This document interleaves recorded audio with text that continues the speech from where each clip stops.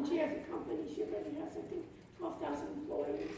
And they basically do IT outsourcing throughout the world. So what I want to do is So I was even doing it, and I'm doing also women in cyber security too. We're going to do a session in February, so maybe. very cool.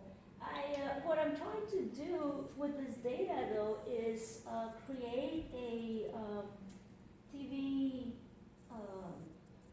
campaign for Univision to educate the Latino population about look because there's TV shows about doctors and lawyers and stock traders, but nothing about engineering. And even stock traders, it's not that much. And women in finance, and also women in, they say women in tech in general.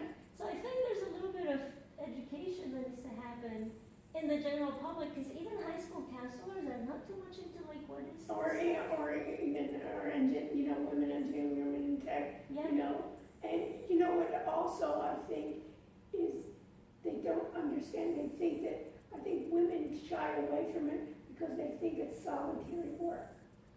That's true. You understand? And that it's all like math and like. No, but it's solitary, that I'm gonna be in the back end, and all I'm gonna be is coding by myself.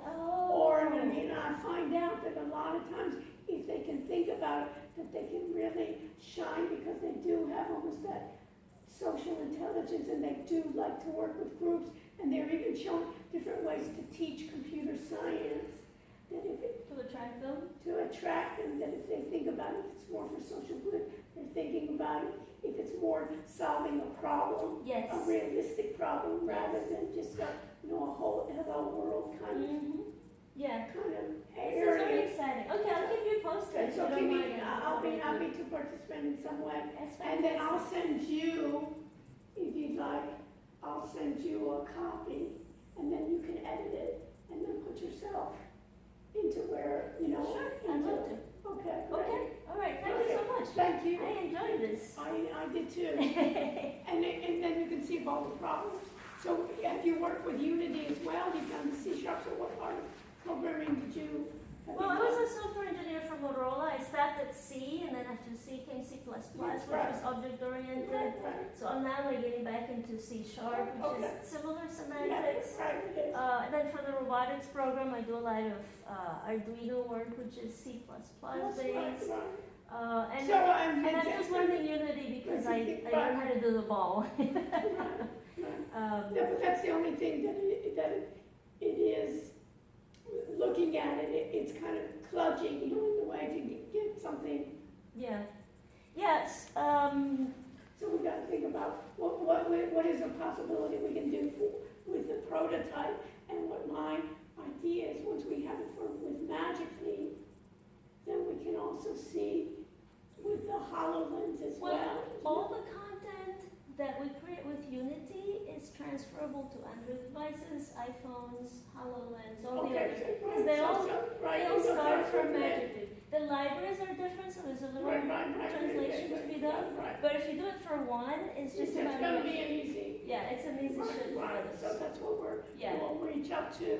So if we reach out with, I don't want to put that in the proposal for the Yeah. Magic Leap, but it'll be nice that we can even, we'll possibly go into, they've invited me to go, Coral Gables, City of Coral Gables wants to be a smart city, so I'm working with them in Coral Gables Smart City, and I'm going with them to CES, Consumer Electronics Show, where they have a lot of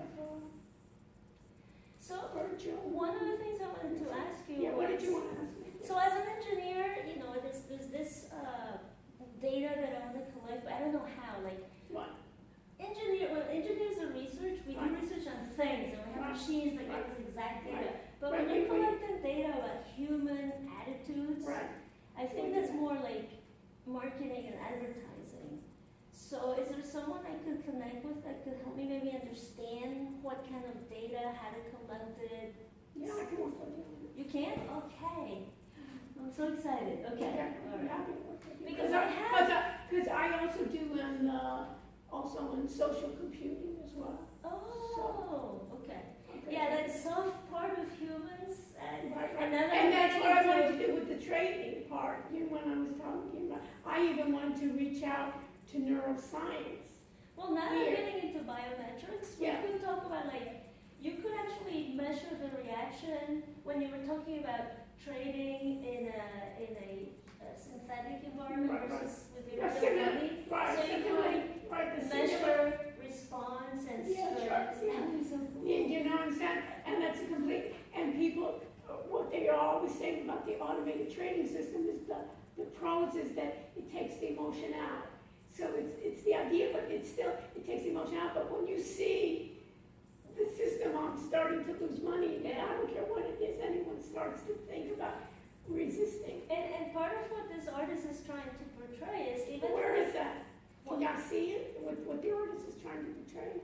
Did you work with the artist with the biometrics? well, it's a proposal that she Oh, did. So what I described is what is proposed. post, okay. What we've done so far is we have the ability, we have some gadgets, we have the ability to collect biometric data and transfer via Bluetooth, which magically can receive Bluetooth information. Mhm. So that's where we are right now. And we're also working on that project, we're working with someone in communications.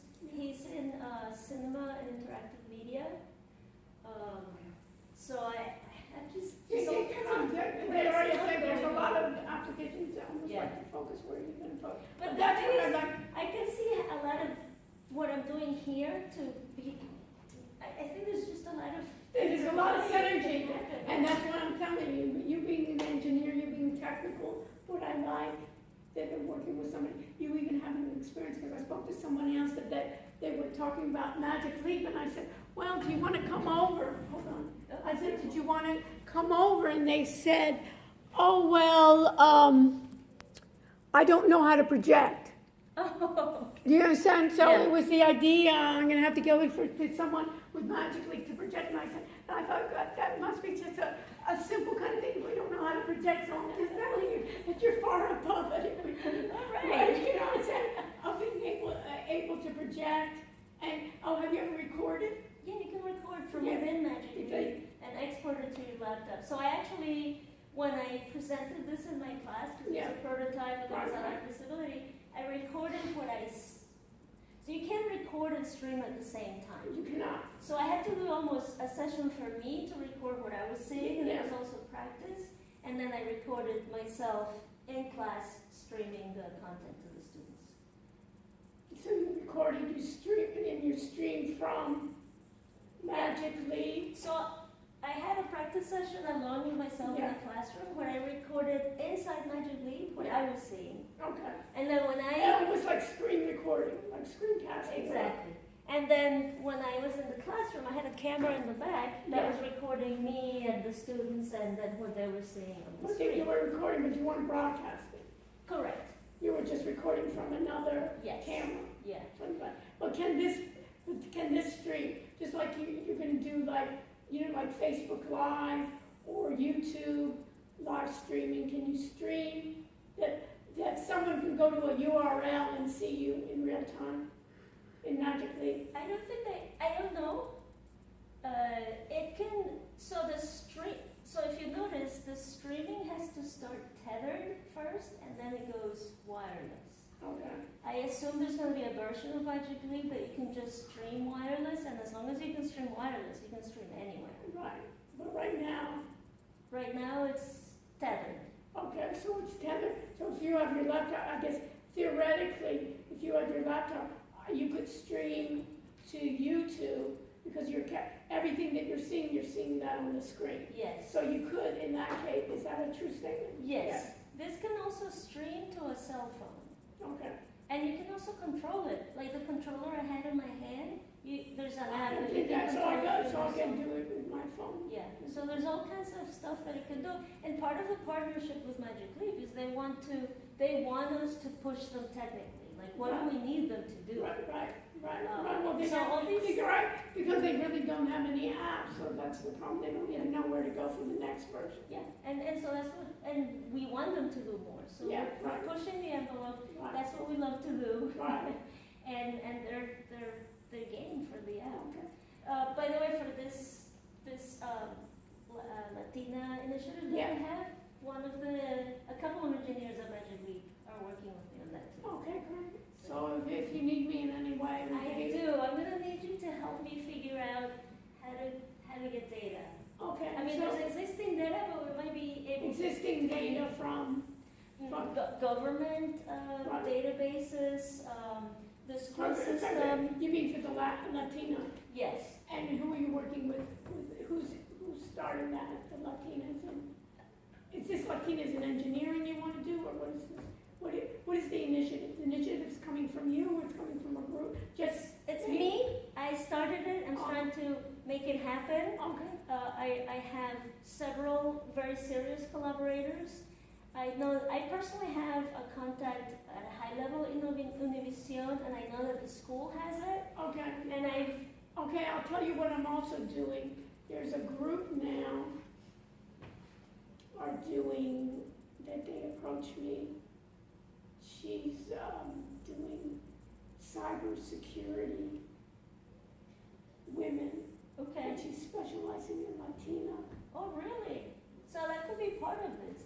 Because So I would even see Latina in tech. yeah, you're right. It's STEM. It's not It's just right there. it's always It's like STEM.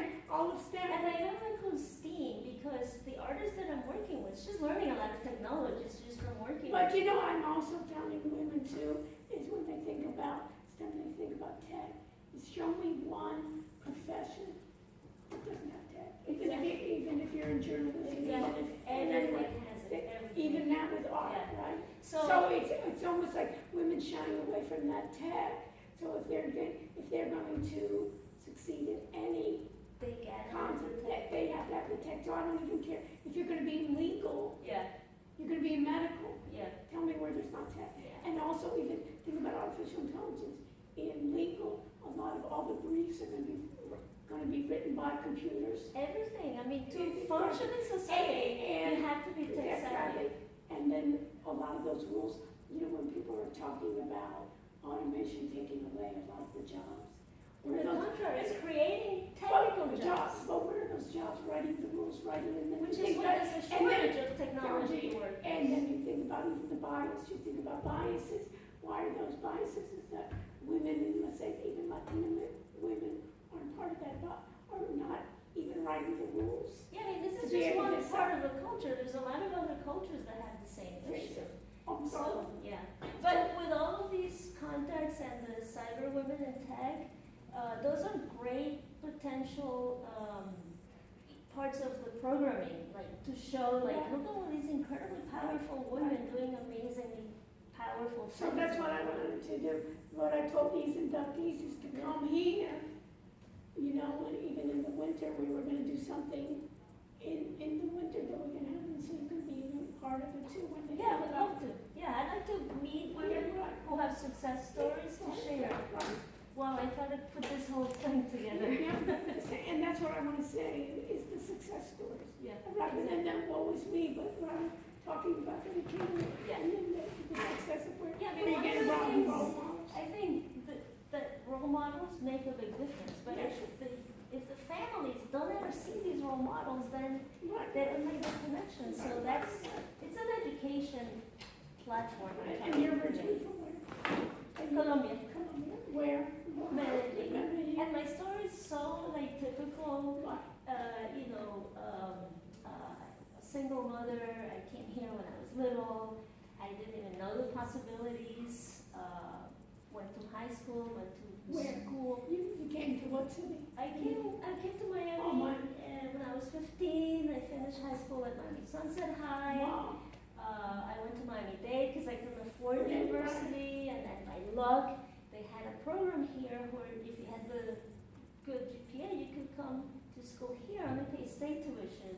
And so I didn't have to move out of my house, which I couldn't afford either. Right. And so it was And it's just, also the Latino thing that's keeping people, especially women, Yeah, at home. yeah. Right? It's a different. and from my family, I heard so many times, like, why are you doing this? Because it's for men, and if, you know, you should be learning how to cook. You're never gonna find a husband. I'm like, I don't want a husband. Yeah. It was so funny, but it was very typical. Right. And I think I've achieved a lot of success. And then considering where I you came did all, from. and then you did all your education here at Miami, or you went when I got my bachelor's here, I went to work for Motorola for 2 decades In Plantation? in Boynton Beach. Uh-huh. And then I was like, I was fed up after that Yeah. minimum prices, they sent all the good Yeah, jobs I know, to I know, off, I you know. know. So I became I a know. manager and I was like, You know, my brother-in-law, he worked in Motorola too, and he developed the DSP chip. oh, wow, yes. That's the fastest one, Yeah. so he was. They have signal processing. Right. Wow. And then he, That's basically, amazing. he basically had two people that were gonna be the, I guess the CEO of Motorola is, and he didn't get it. So then all of a sudden he says, now I don't need to do, two professors came up to him and said, why don't you do this like startup? Do you want to be part of it? So do the chip. He says, well, he was just doing such a big group in Motorola. And so I said, what the hell, take it. So now if you look at this company, you know, What do I know? you know, in the cars where they have, like, basically, it's basically the central car. Yeah. Plane departure. Yeah. Going to, I've seen those. those are all That's in what his that is. car. Oh, that's And then they amazing. started to do into, basically automated, you know, the automated, That's cars. pretty cool. So basically, when he came after with this little company with the two professors, he said, you know, after all, he says, you know, they came to us and somebody wants to buy us for $5 billion. And we said, what? We said, take the money on it. No, so we said 10 billion. Oh, wow. 50. So Intel just bought them for $16 billion. Nice. But Good they're, job. but they're doing interesting, how it says, a sense of the Yeah. future. Very good. So basically, That's a good story. yeah. I can even attest to, you know, some women have that imposter syndrome. Yeah. I had that when I started Motorola. Like, I was like, And you're right, but I'm trying just to saying. figure but it out. it's- Not only do I need to learn, but even more than that. So, what I'm just saying. It's a great story. So, okay, I look forward to working with you. This is Oh, really so exciting. This is exciting. Thank you very much. Thank you, so, let's keep, I'll send you something and then you can send me whatever and we Yeah, I'll can. talk to you about my initiative and where, it's just at the Oh, I would at thank the you. level that I'm just talking to people and saying, So we should start doing, because I was, This since one, I I was started so here. tired. I was so, and the bus was so cold. It's a full day, yeah. And then I. And when I got back to my, On my panel, I. I realized, I lost all of them, then I couldn't get it. I think, Oh, yeah. I think if I can Well, make a good I case was of gonna data have that like this so is an much issue, my life. I can get some And then nice like work I for like data. all I So, wanted Yeah, to no, do we was can do stay that, home and then and I I'll wanted to take a nice shower and I sleep, have a right? second I wouldn't even think I was sleep at my friend's house And she's. till my room wakes up and coffee and I Setting can this go up home. in South, Latin America, and she's got a lot of group that came from I've been Mexico, there she has a 10 big times. chapter and so forth, and she goes, well, South Florida, she goes, she didn't Like, get Back much. on 5 a.m. That bus ride was way more risky. She was with me, he was with me. It was supposed to be like a 4-hour drive. We got there in 2 hours. We got back in Yeah, my chair wants to put me in touch with Dr. Noel. She No, I was is getting on the the bus right Institute now. for the Advanced Studies of the Americas. Oh, from, yeah. Yeah, so I haven't gotten an intro yet, but I think we can get some data and context in there. Right now, there's some things even in Mexico City, they have that advance, so we can, maybe let's even. So there's do some of something- it. there's something Yeah, wrapped yeah, layers yeah, around it, you yeah. know what I mean, and where we want to focus. Yeah. Right. Okay, I can let you do class. Yeah, thank you. Yeah, okay, so you have a class now or what? No, I see that you. Oh, but you're welcome to. We're having it. You I know have finance data, but not Uh-huh. health data. Okay, Thank so you. perfect. Okay, ciao. Okay. Hi, how are you?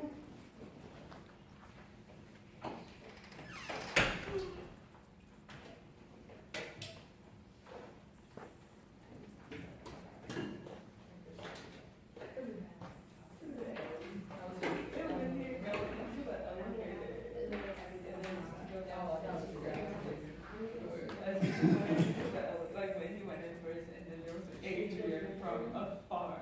He was like, and then like, when he's like, who is it? I was like, I was talking, I was like, nobody knows.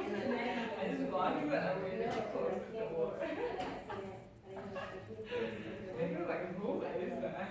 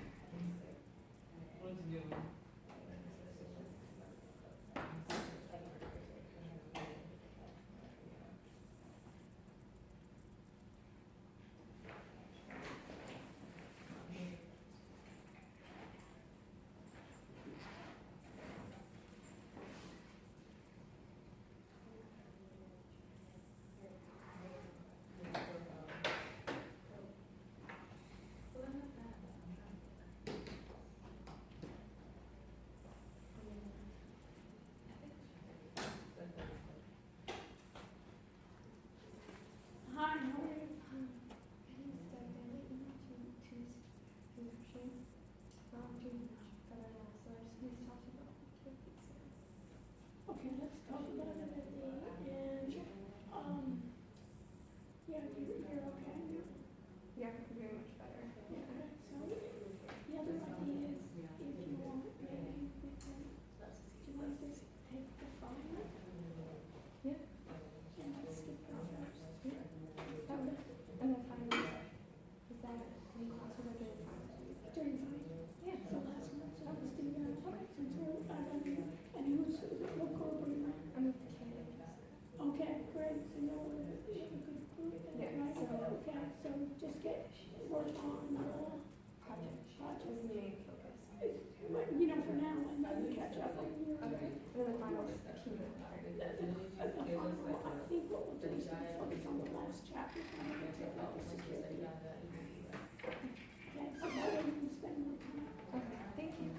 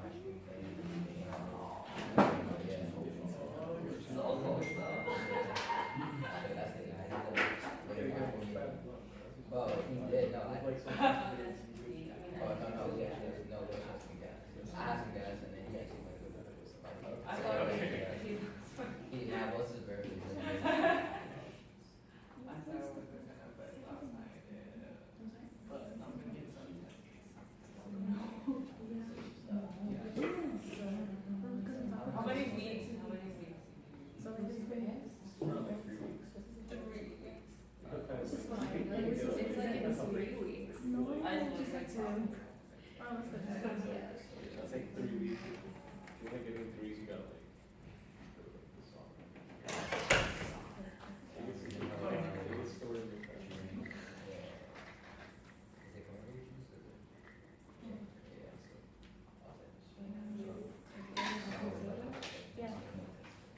Yeah, I'm gonna bring you to the Good job in LA. I'm just.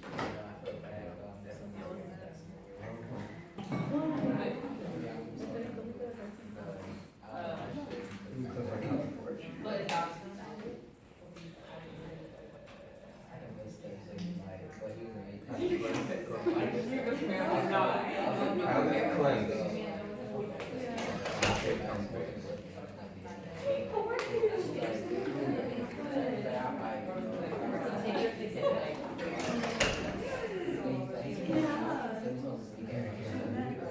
Yeah.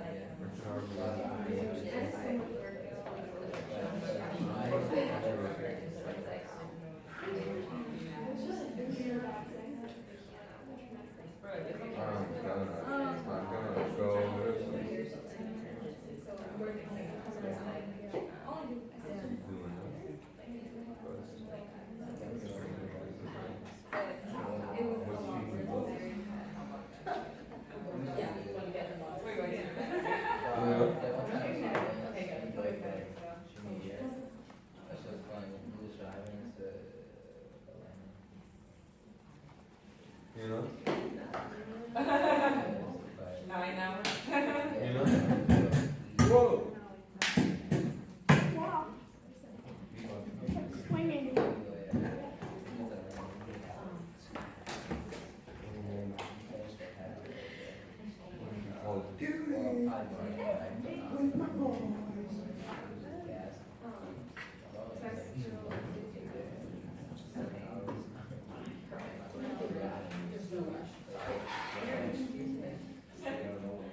What case sounds like a good time?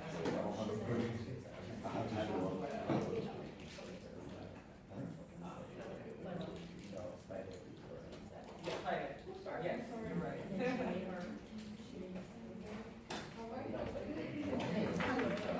Okay, like in the office or like is it like?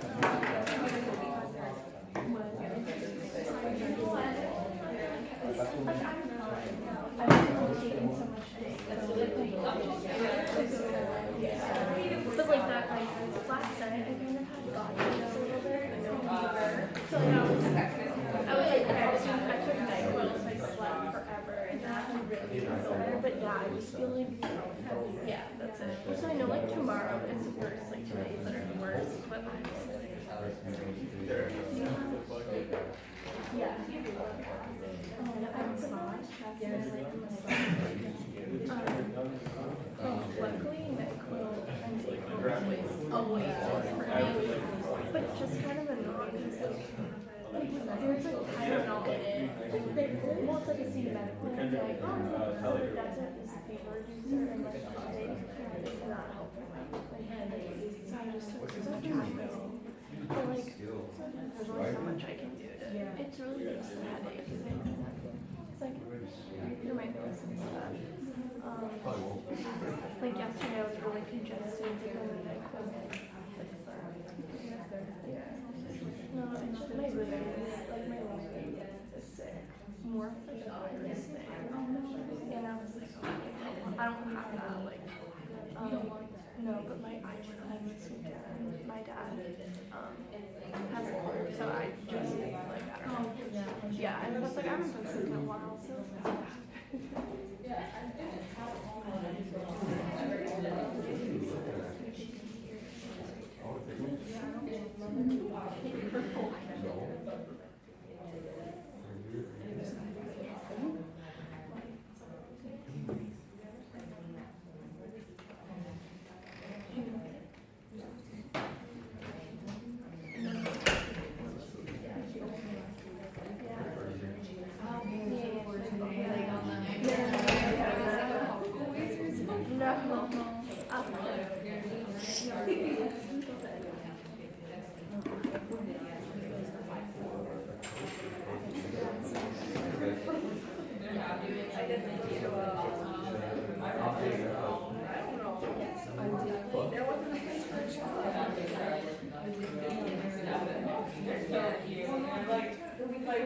They're not together, they're selling like on the off.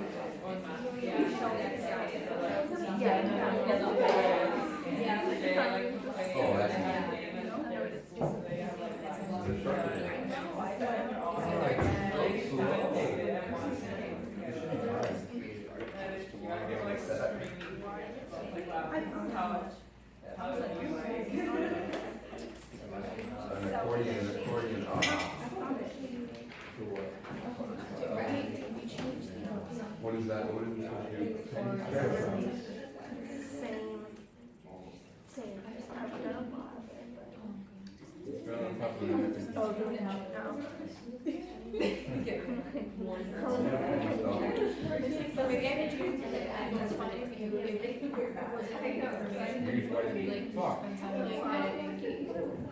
No, just information. Because It's a hope. yeah. We do be looking at okay, I'll show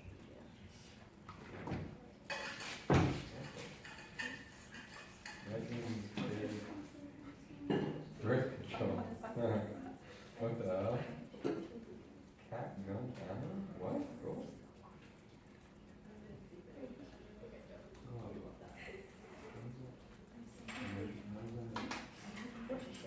Oh, there's no measuring on it.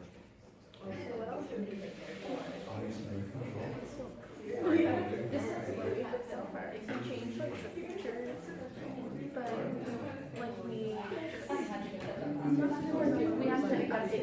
Yeah,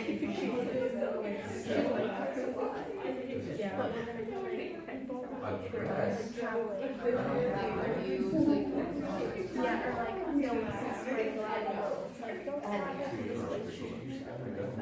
Oh, it's conceived at least the.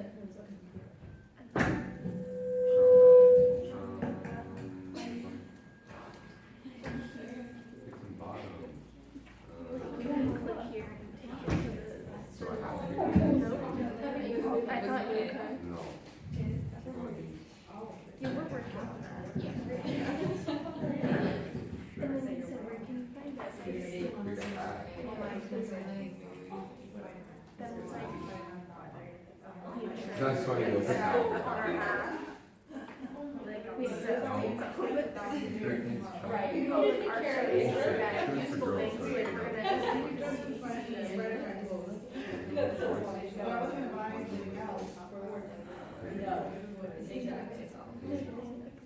You're black.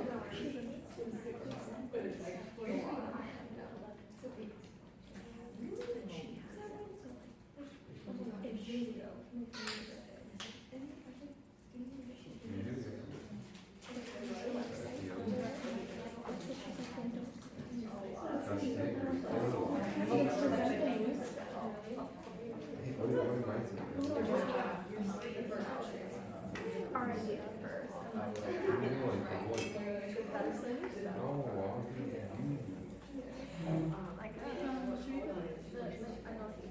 Yeah, right.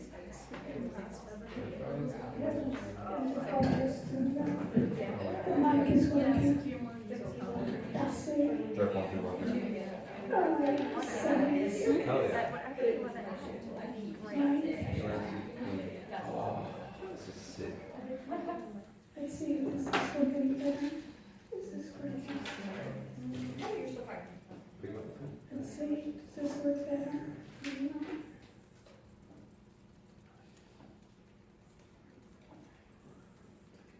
Audio class.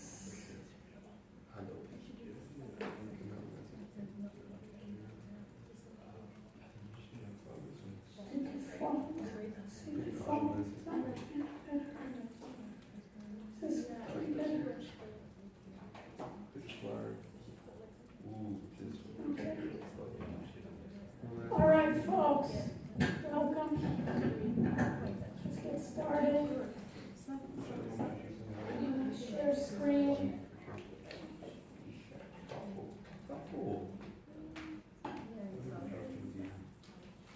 Let's see, go live. Okay, we're live.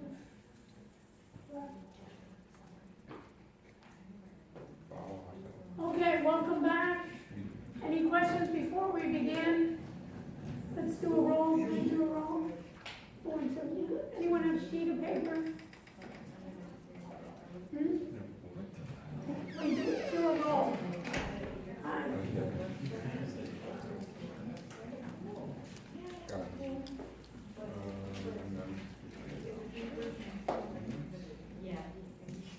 Let's make a roll.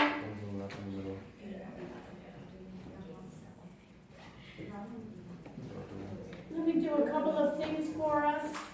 Let's see what we need to do. Let me just do a couple of housekeeping.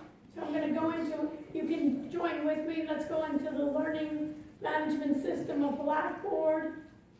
And we'll talk about some housekeeping. I'm going to go into our regular topic area. I'm going to go into assignments. I'm going into quizzes. And in the quizzes, the last quiz I gave was from chapter 10, which is performance standards and measures. The next one I'm going to do is healthcare information system standards. I'm going to edit the test options. Open the test in a new window. Make available. Give it 2 times, multiple attempts.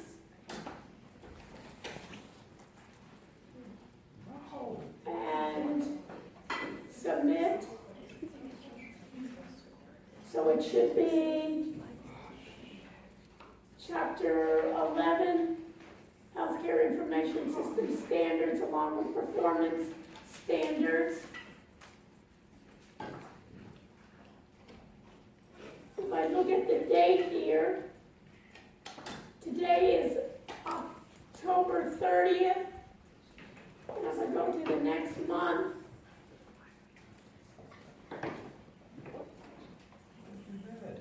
we do our presentations on November 20th.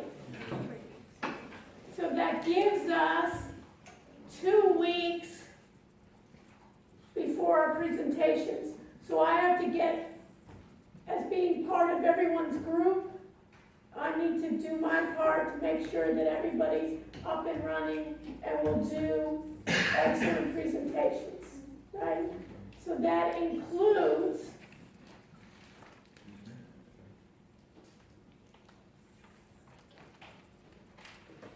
if you go with me to course documents, to the PPT wager, which is chapter 11.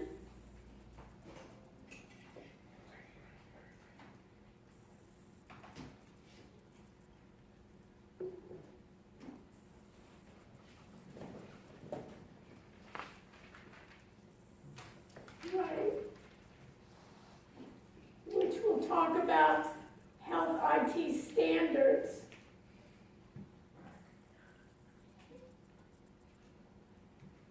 And what's unique about healthcare is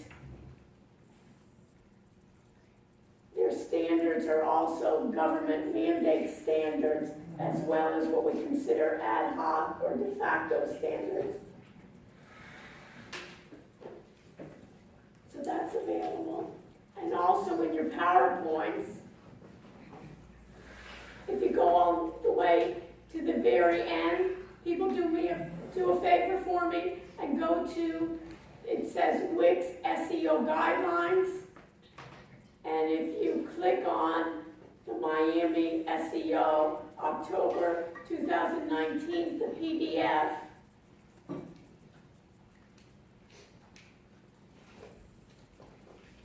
the SEO that we spoke about last week, there's a wizard to the SEO. Again, as I emphasized, I want each group then to have the SEO wizard complete. And then have your domain name that's upgraded, where you get it free for a year. And also, you need to know what will be keywords that people will search for your product or website, and keep track. And what I'd like you to do till the end is keep track on how you rank on the Google search engine.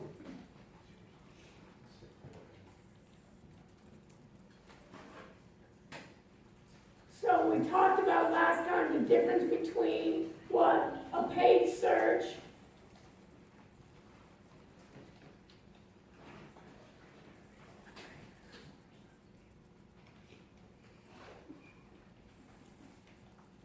versus organic. And you may want to go to this website here on how to, My name is Matt Frank. let me just see if this works. And I'd like to talk today about what happens when you do a web search. The first thing to understand is that when you do a Google search, you aren't actually searching the web. You're searching Google's index of the web, or at least as much of it as we can find.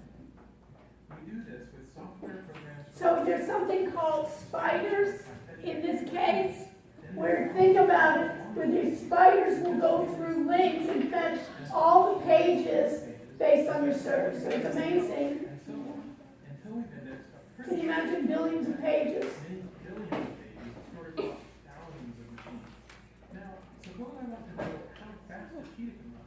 So you can go through this, and you can see on their software, they're trying to allow you to figure out how they're searching and how that search engine is working. And if you, besides this, you can see that this becomes important terms. That you need to know the domain name, these titles and descriptions. This is how these crawlers work in terms of where the users search phrases, the key frequency.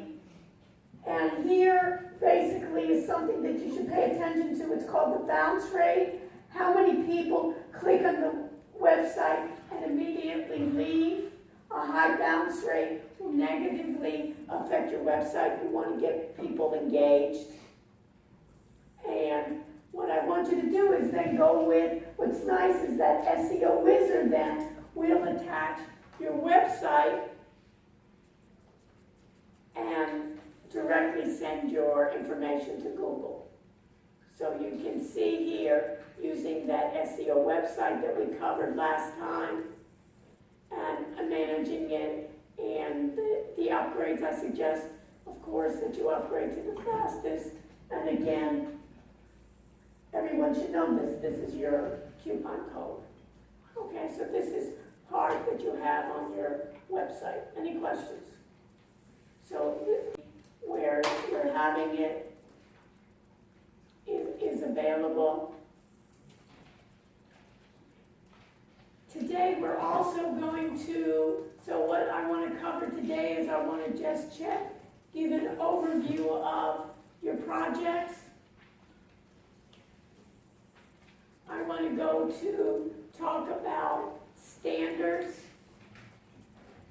I want to talk about interoperability.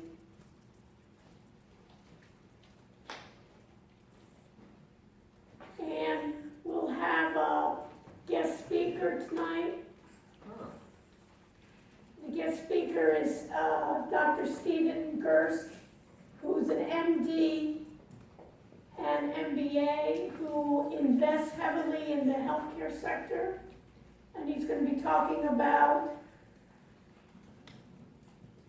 the nature of the health sector, what's he investing in. He's done a lot of, he does mergers and acquisitions, so he's going to grace us today with his, as a guest speaker. So we'll have him present, and after he presents, I'll also, let me just do this now. It's a good idea, while I have you available. Let's see here, build content, I'm going to do item. Let's see if I can browse my computer. Let me go to my desktop.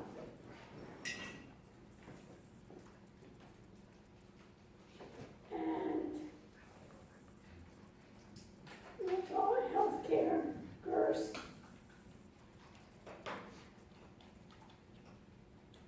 State of healthcare.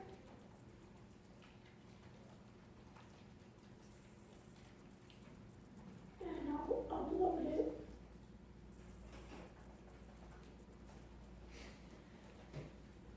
And let's see if we see it. So you can have it. So you'll have his PDF as well that you can go through.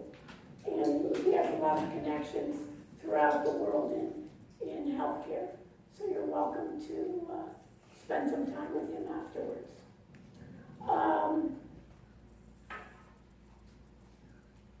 So let's do this.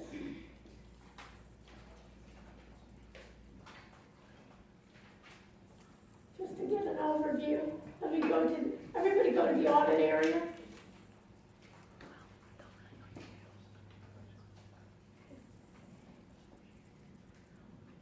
Your presentations will be 10 minutes each group, so we'll be able to finish that week.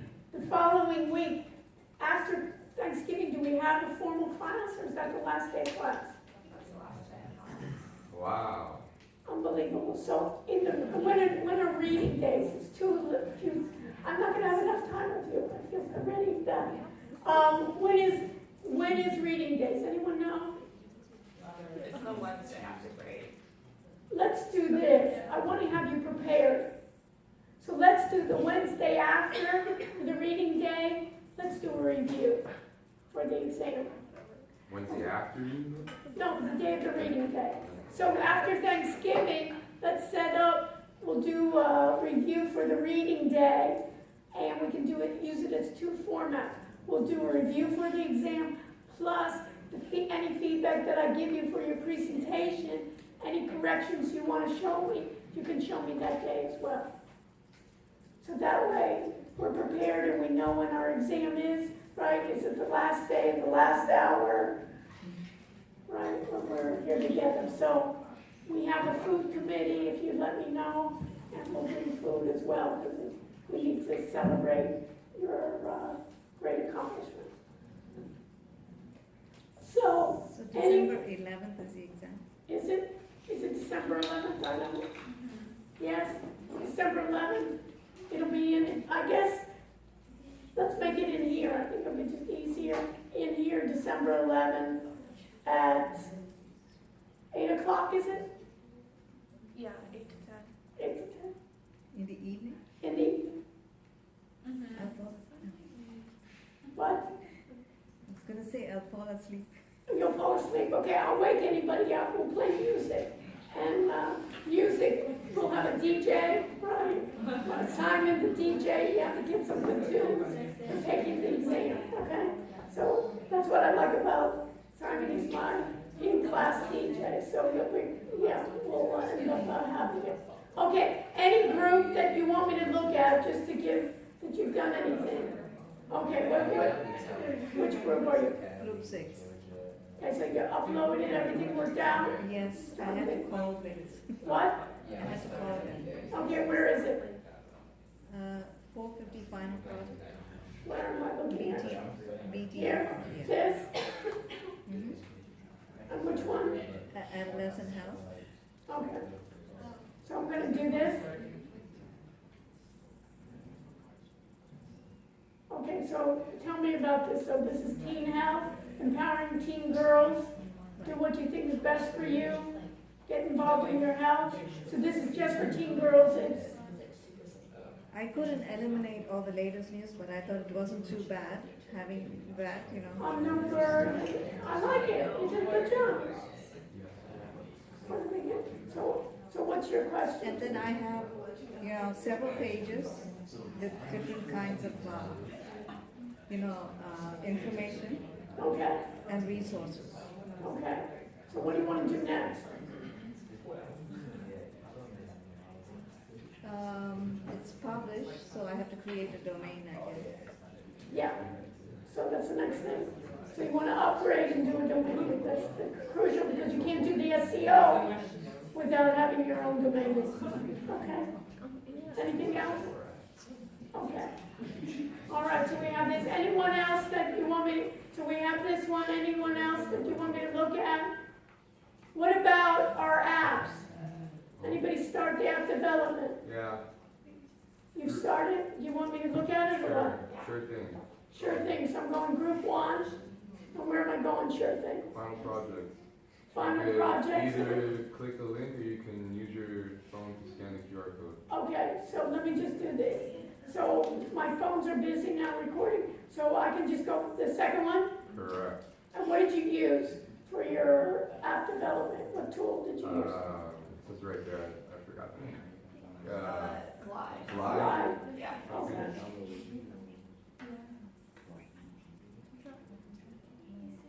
Okay, David Clyde from a Google Sheet, not like any code. Okay. Those of you that haven't done your web app display, what do you think? Do you think it was worth it? It was pretty easy. Okay. So what next? So we got a map. So you can, zoom in and then it'll, zoom the other way. No, Yeah. too far. Use the mouse to click on it and drag so that when you're zooming, you're not zooming. Yeah. Whatever. And then it's, just click on, like right there, click on Mary Rao. She works as an urgent care, that's her phone number, that's her address, that's her average price range. You can leave a comment if you'd like. If you go click on the heart at the bottom, This? yeah, the care center, you can search by like zip code if you want Or you can like search- a front physician's office, an urgent care, or hospital. What type you want. That one's mainly for if you want to go quick, hospital, urgent care, blah, blah, blah. The map one you can search by zip code. The price one you can search by $sign.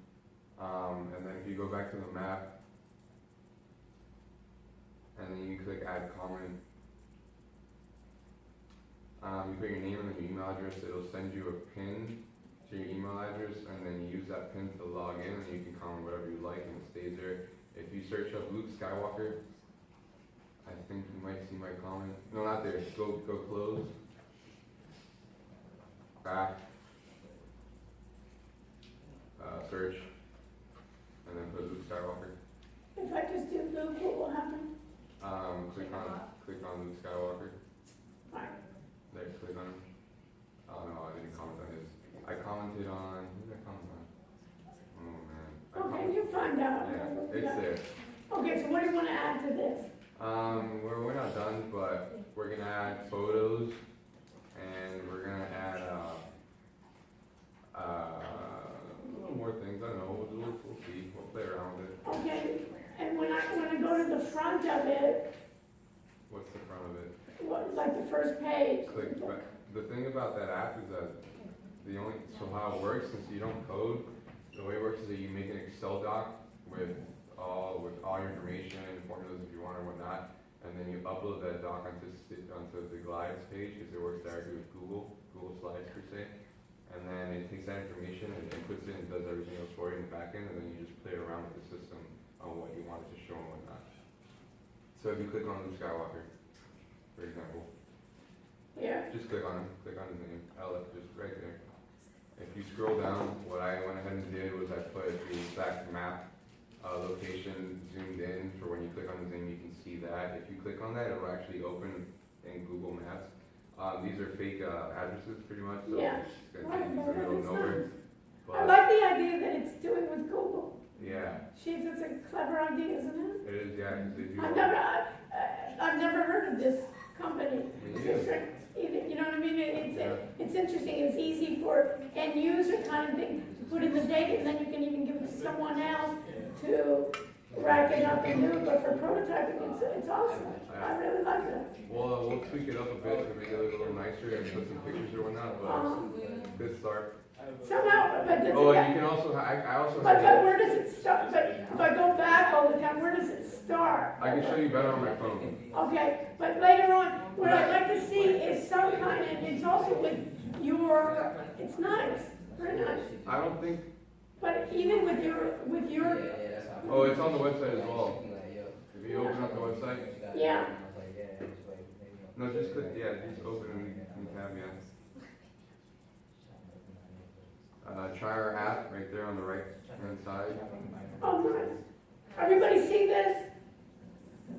So this is nice, they already have try our app as part of the website. And Very then it nice. takes you straight. Excellent. Very nice. And what did you use? It's called Glide, Here, it's right here, Glide app. from a Google It's sheet. go.glideapp.something. Yeah. And then Rideapp.io. look, if you focus over here, I have the app on my phone, like actually on my phone. So if I open it here, it shows the mobile version. And like you said, the opening page was a little citrus loading page. And then you can do basically the same thing here. Just, The only thing is I would like it when it loads up. I don't know if that would be possible because since it's all based off of Excel, Yeah, but if you can figure out how it would be, rather than Citrus by Sebastian, it would be, but that's just what it shows on the website. Though. yeah, but I'm just saying that on your site, if it can have like that front page, somehow we try to get it, that the front page be that Citrus with your kind of like moniker of what Citrus does. Sure, You know what I'm saying, that you can get it right there in the front, Yeah, I'll try that out. Yeah, try it out, because that's what I want for all of your websites and all of your apps, is when somebody goes to that, is when they see like Citrus, what is it? Citrus? Oh, No, but I'm just saying of giving that one sentence. You Yeah. have it on your website, right? yeah, For uninsured, welcome to Sister, how to find affordable, trustworthy healthcare in Florida, or something like that. To have that also somehow maybe even short or something more succinct on your web. right. Gotcha. So that you can bring it in, and our goal, and what about our team? Yeah, it's there, and then you write us all those faces, right? Look at that guy. Right. Okay, very good, excellent. So we get it, so what do we have left to do on, with this? Oh, and on, you can also look at it, on the Android template as well. Okay, great, That's about it. very nice. And then is your blog, do you have a blog? Yeah, we only have one post from us. Okay, so you want to post it, and what about the Facebook and the Twitter and the Instagram? Yeah, we all have, yeah. Okay, so you want to, in terms of these should be working and these should be up. Yeah. Yeah, they work. Okay. And then, and try to do it, maybe even have some video or something like that that you can attach to be able of goal. Gotcha. Okay. For the final presentation, how I view it is probably the easiest way is even create some kind of PowerPoint or some kind of slideshow, and within that you can talk about things that are not necessarily going to be part of your website, but that would be, you want to think about what is the problem, and what is your solution, and who's your competition, but also your revenue model. On our website? No, on your slide, on your presentation. Oh, okay. So the project presentation that you want to consider, also talking about your revenue model of how you expect to sustain it yourself, and also what are the next steps. So the last part of your presentation will be where are we gonna go in the future with this. It may be now we're gonna get thinking about doing the back end, doing the database, things that we haven't completed.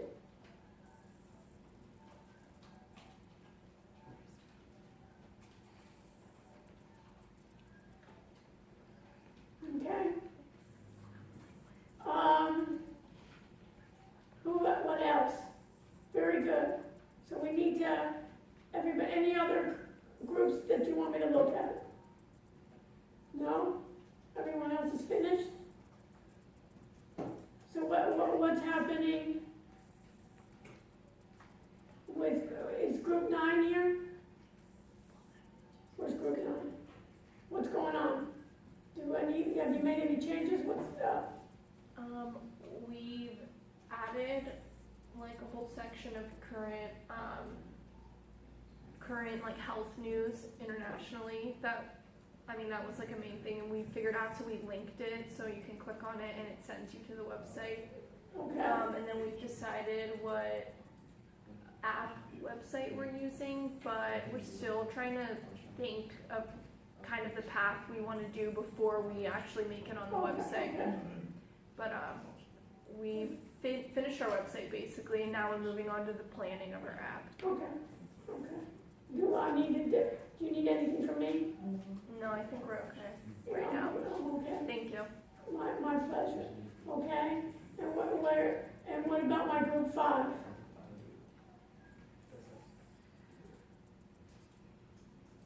We need to start working on the app. Okay. And what about my website?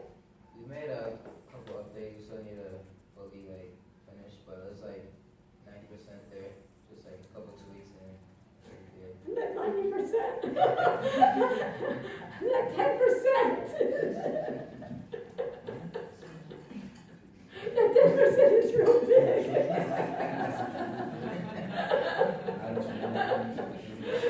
You have a good sense of humor. That 10, how big is that 10%? You can couch it well. Do you want me to look at it? Or no? It's all in your What?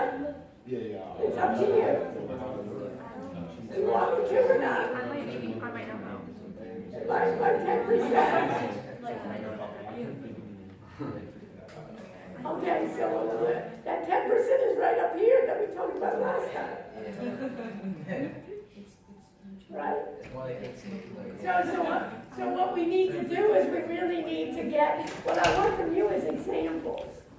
Almost like, I can see it as almost like case studies. Little scenarios, almost like, not entire big case studies, but like what's the problem, what's the solution, what's the problem? And ways in which I would want to reach out to you. Like a little example. Examples, right? This is not gonna be, right? I don't wanna rehash it, right? But your 10% is huge, okay? So I don't wanna waste our time doing this, but that's what I'm kind of thinking, because I think about it all the time, is kind of like maybe listed as healthcare security issues. The top 5 healthcare security issues. Since you have those 6 in a little small area of what are the problems and what are the solutions. You know what I mean? And then maybe what I can have is, remind me, let me do next Wednesday, let me reach out for a guest speaker on security in healthcare. That maybe we can have, that they can talk about what are the issues, and that's what you need to do before they even come. We don't have a lot of time. And I can see this almost like healthcare, top 5, and then you present those top 5, and then these are the solutions, and maybe some of those vendors, you can kind of have the links and discuss those vendors where you're getting solutions. But it has to be, you have to tell a story. And the stories are for those top solutions. So what do you think? Yeah, I mean, like, we agreed last time on it, just that. I know we agreed on it, we all can agree, but what? Let's talk afterwards or something. I don't know what I'm not doing right. You know what I mean? Somehow I'm not getting through or what? You know, what else? Any others that I need? Yeah, what group? Before 8.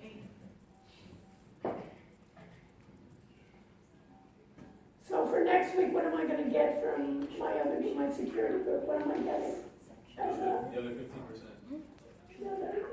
I need that, and I need the app too. Yeah. But I need the website before I have the app, because we'll see how I'm gonna do if I don't have the meeting. Okay, yes. Where am I? Click on the final website draft.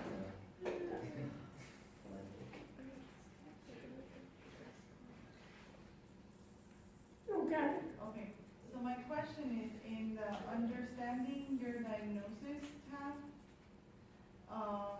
I have to still work on the area, the types of breast cancer, where I wanted to kind of like provide a general overview of the most common types of diagnosis, but I don't know, if you click on it, so you can see what I'm trying to ask, where it says types of breast cancer.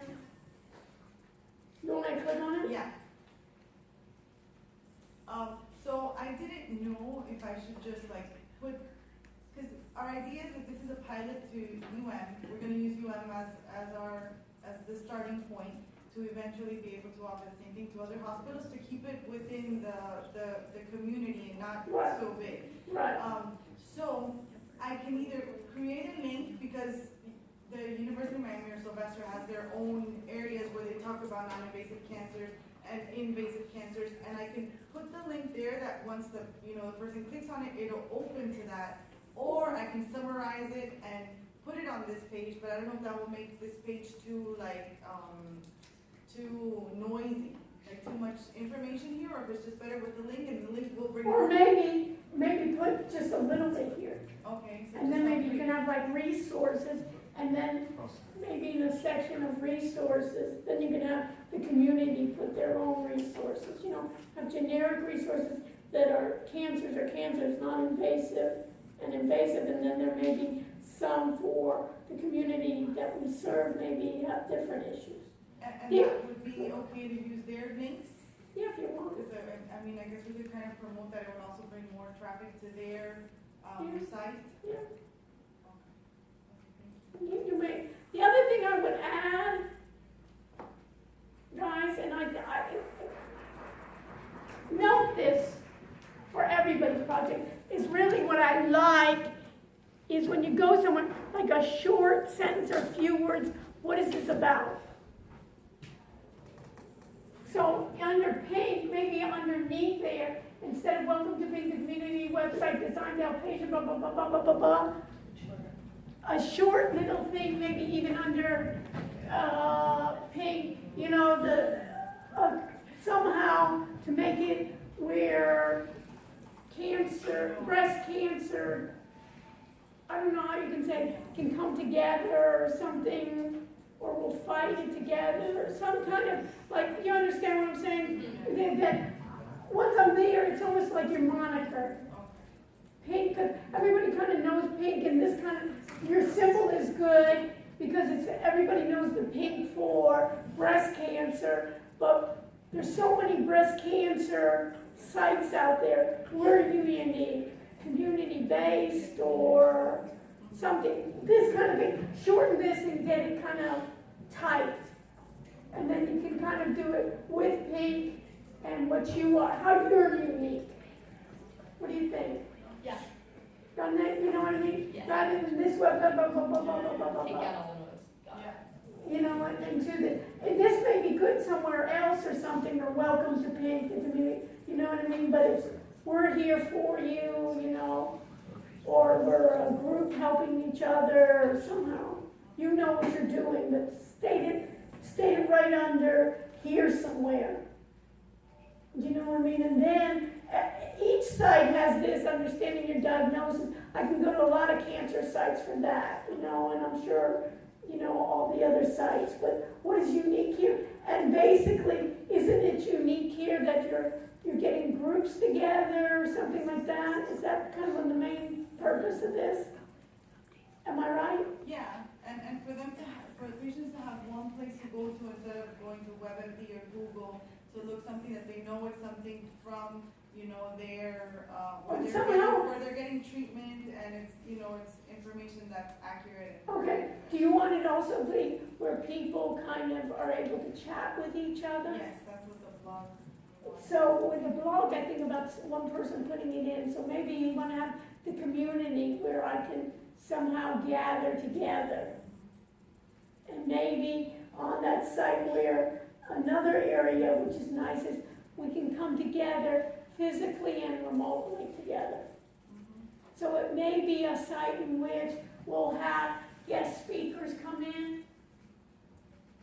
So if you are promoting this with Sylvester, we'll have once a week or once a month, have them as speakers, ask the expert the question, ask each other the question. Because I see it more as a community rather than just a resource of that's where you're unique. And maybe you're making it localized, almost like chapters, I guess. Is that what you're thinking? Something like that you gather together. Because here, meet the team, understanding your diagnosis, treatment. Maybe have this, when I look at this, underlining your diagnosis or something, somehow it's a community based. Okay. Okay? Any other buddy that wants me to check it? I'm happy, otherwise we can do it offline. Okay? That's number one. Okay, number two.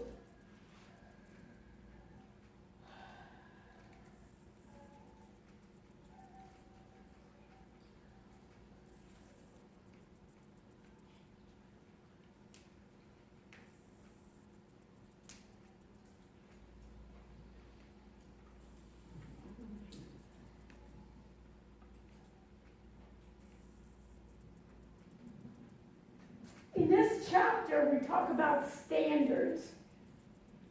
And again, for the exam, make a list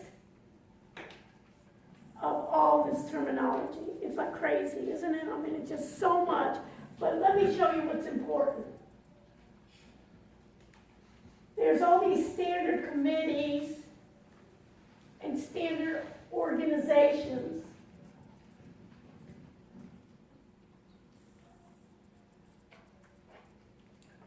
And there's, of course, federal initiatives of HIPAA that we've talked about before. And there's something called EDI. What's EDI? Where's my roll anyways? Is my roll going around? Is it finished? Everybody signed the roll?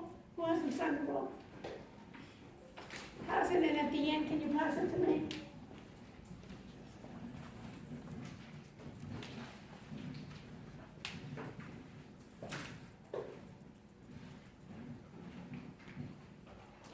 What's EDI?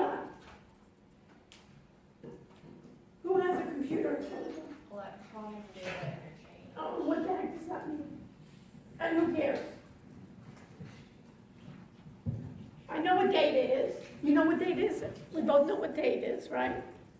And electronic, that it's digital, right? And interchange. So what does it mean?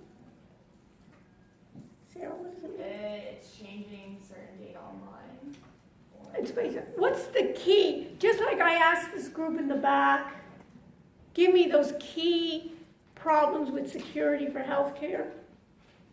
What is the major problem with data in healthcare?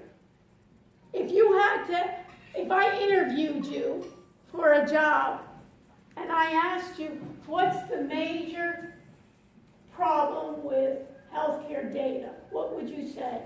Son? It's really difficult to exchange between different providers and different systems. Interoperability. Remember, we always heard that interoperability. There's no other, listen to me, there's no other industry that has more issues in data interoperability than healthcare.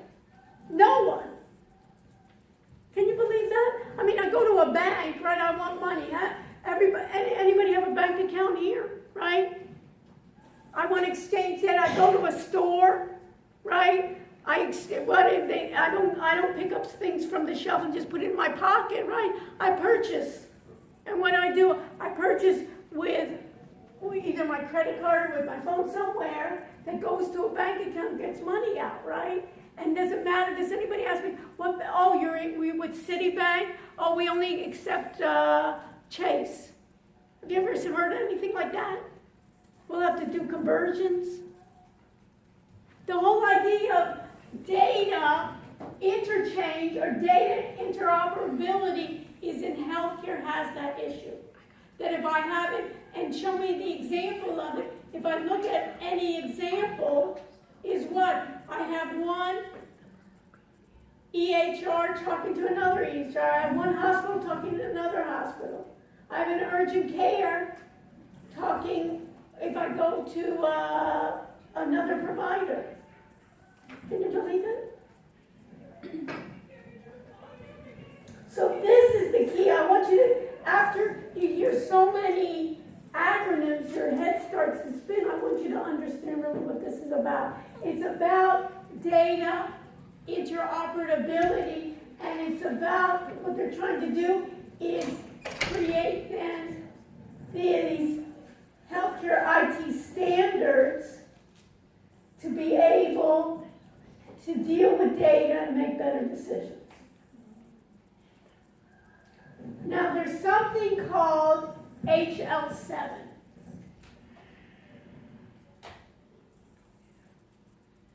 And if you, let's Google HL7.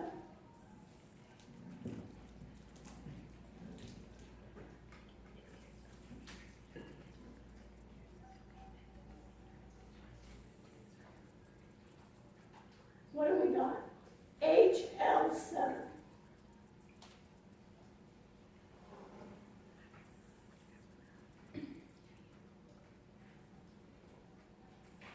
What do we got? Where's my roll? Is my roll finished? Yeah, it's good. Somebody want to bring that up to me?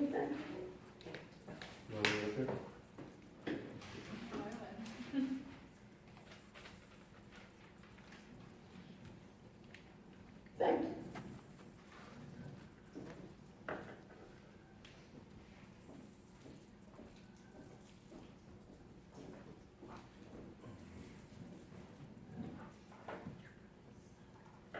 What is HL7? And who cares?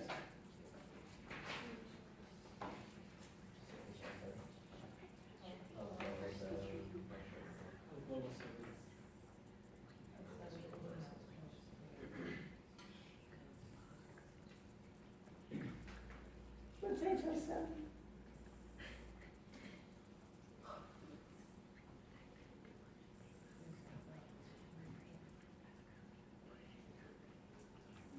Go to your own website. Everybody have their own website. Where is Jessica? Jessica in your group there.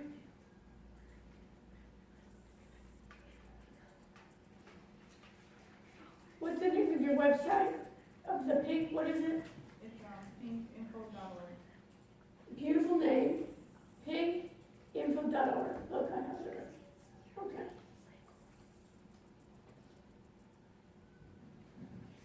Go to their site. Doesn't matter, you can go to your own site. And you see right here where it says view page source.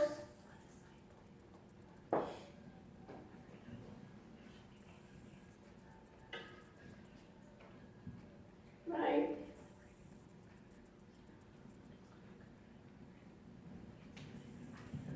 What is that? Source, this is source code, right? The top, right there, line 1 says what? Line 1 says doc type what? HTML. So this we're going to have to put in your notes. Well, marker, where's my paper? HTML we know is what? Stands for what? What does it stand for? No?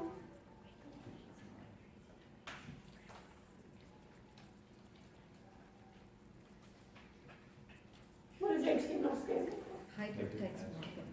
Hypertext Markup Language. ML stands for Markup Language. Anybody have a book? Anybody have any type of textbook with them? Give me a textbook. Give a textbook, not a regular notebook, a textbook. Okay. Thank you. Everybody know what this is? It's a book. Anybody ever see a book with some digital, right? It's a regular book. Does this book have a markup language?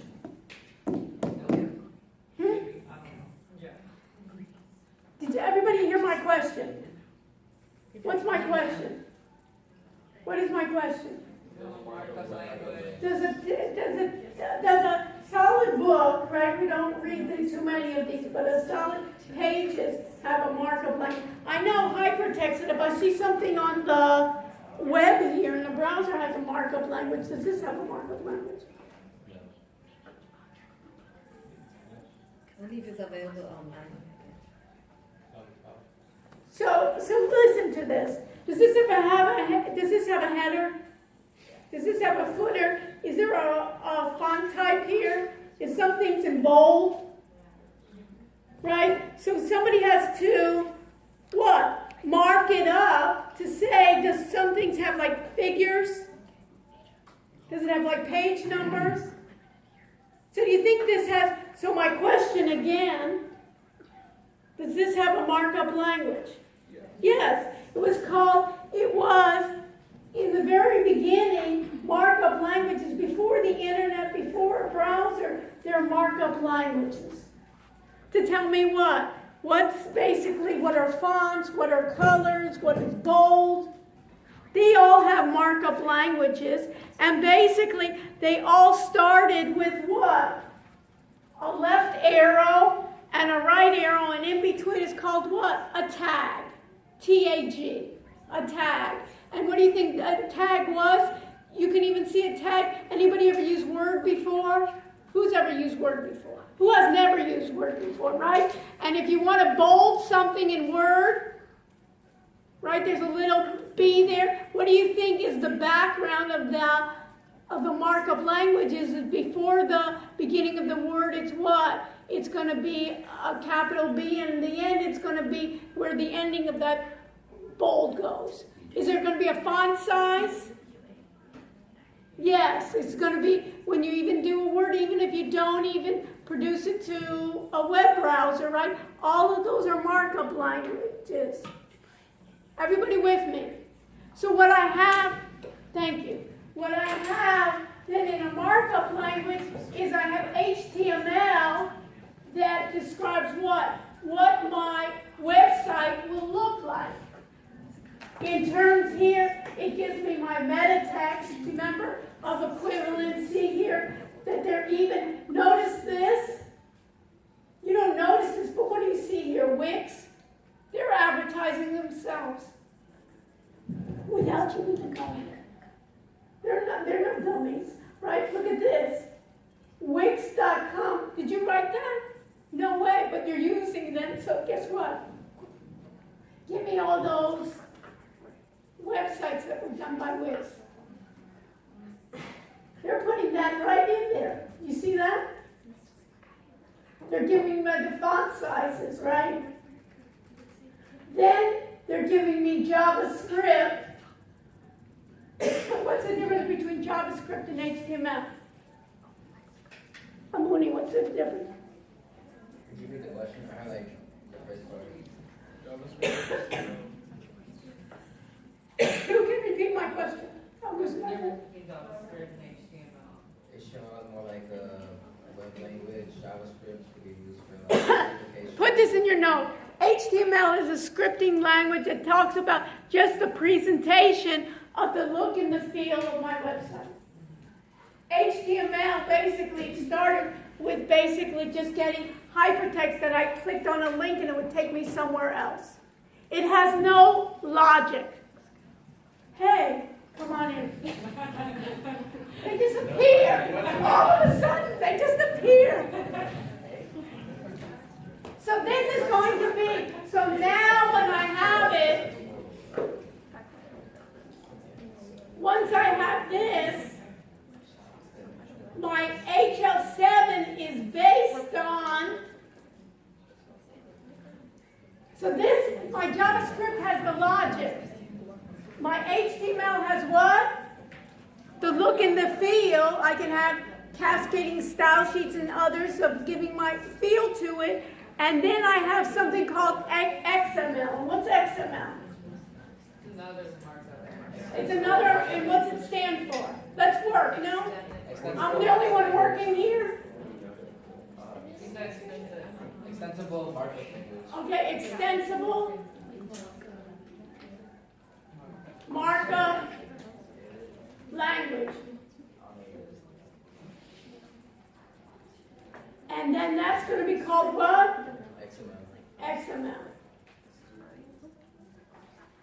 And that's about, it's not the look and the feel, it's not about my logic, but it's about my data.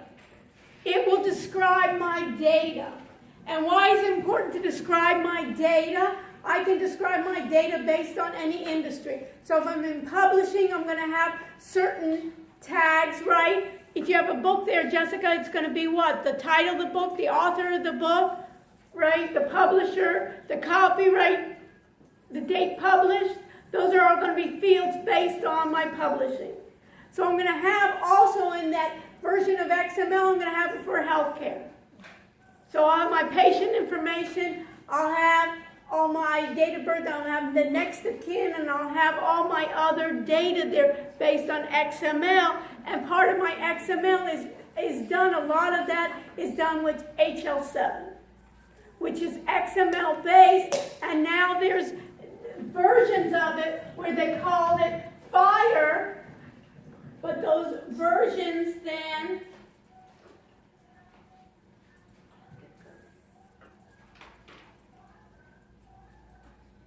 of those examples of that HL7 is going to be based on not only the XML, but it's going to be based on the websites. So not only that, but I can get my information for what purpose? For the data interoperability. And last time we talked about the neural nets. You remember when we talked about NinjaTrader and using what we did with the healthcare?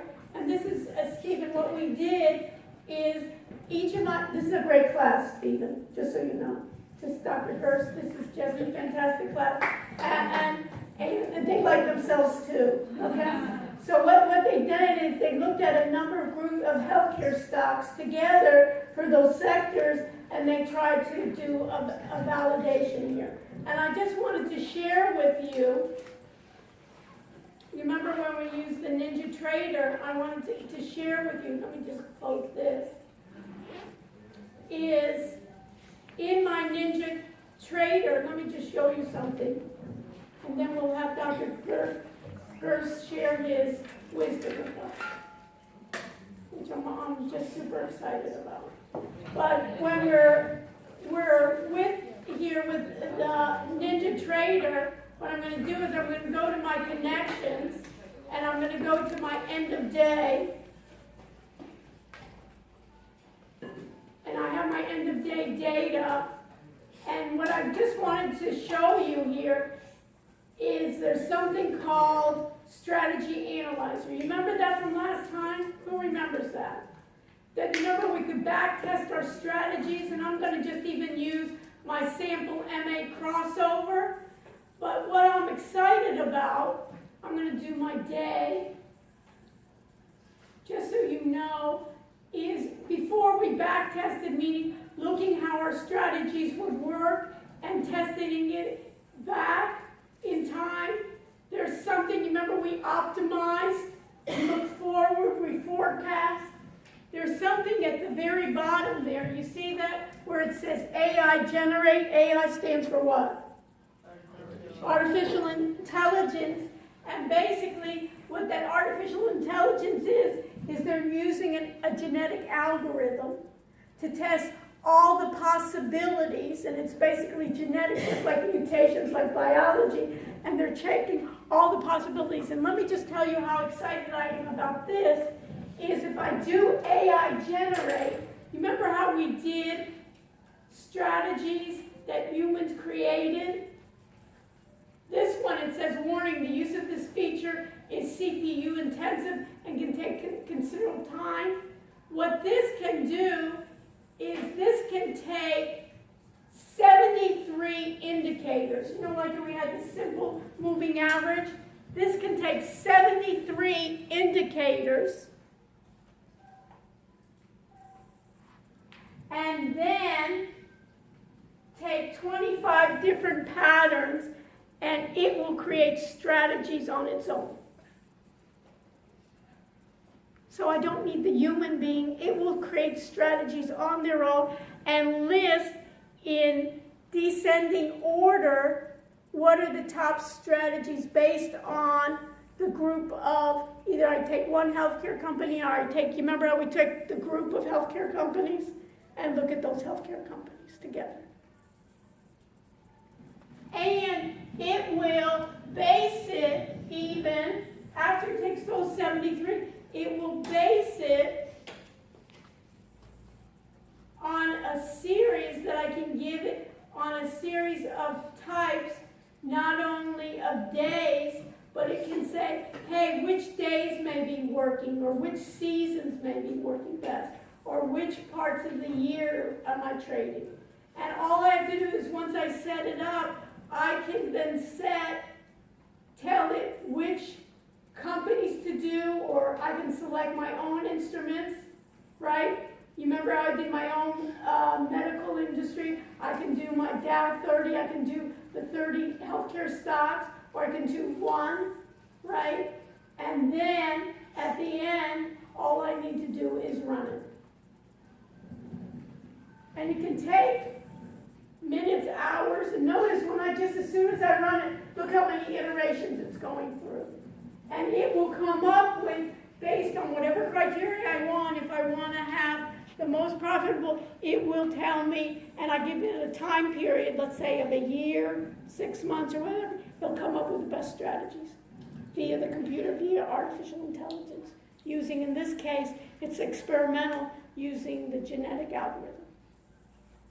Awesome. So maybe next Wednesday, we'll do a lab session where we can look at that. That's my goal. Neat, huh? I love it. So Dr. Gerst, how are we? Good. How would you like to, do you want me to bring up your slides, or? Yeah, actually, I don't. You want to talk PDF, about, but huh? Sent you PDF, but I have. But it's not what you sent me in the mail? Yeah. Email? Does it work off the PDF? Yeah, we can do the PDF. Okay. Perfect. And so let me just bring this up, let me close this. And then you want to introduce yourself, Dr. Gerst? I'm just so happy you're here. How much time do we have? That's it, what do you think, a half hour? Yeah, I mean, what time's the class? Well, we kind of, we're loose on that. So let's do it, let's, because they have so many questions after me, and they're doing some projects, and I spent some time with them. But Dr. Gerst, let's say, what do you think, like 20 minutes, give a presentation, and then we can open up for questions, or you want to do 30? Whatever you Yeah, let's start with 20, we'll see how we go, and then we'll open up for questions. We'll be dynamic. I'll be, you know me, I can't shut up, so I'll be asking you questions too. Look how they're laughing. Huh? They know me too well. Okay, so let me just bring this up. It's nice. You got the U and everything, Dr. Gerst. Okay. Okay, so how would you, I'd love you, look at how many, think about acronyms, right? MD, MBA, MPH, GMP, CHE. If I knew all those terms, I would be smart. What is a CHE? Oh, diplomat in the American College of Healthcare Executives. Oh, and GMP? That's a graduate management program. I just finished at Wharton. Okay, and an MPH, I think we know MBA, I think everybody knows an MD, so he has a lot of credentials, and he's a wonderful person besides that. And so, you want to introduce yourself? First of all, what class? This is health informatics, and let me tell you the group who they are. They're basically, it's a mixed group. We have health sector management people. We have what do I call it, health sciences. Those are pre-med. I have physical therapy. I have a physician here, what would I say? Your Pediatric transplant nephrologist. okay, and what else do I have? And I have finance That's a manager. real doctor. Yeah, a real one, okay. And we have basically finance majors. What else? Anything else I'm missing? And BT, business, I forget, and business technology, exciting majors. Okay, good. So it's like a group, so what we try to do here in our group is we try to basically bring together, when we look at a problem, from finance, from business technology, from healthcare, all together. So Okay, this perfect. is the group. We're gonna get us smattered and stuff then. Okay, great. So, I'll try and pull it all together for you. Okay. So, you have the clicker? I don't have a clicker, but I can go down. I can be your clicker. All right.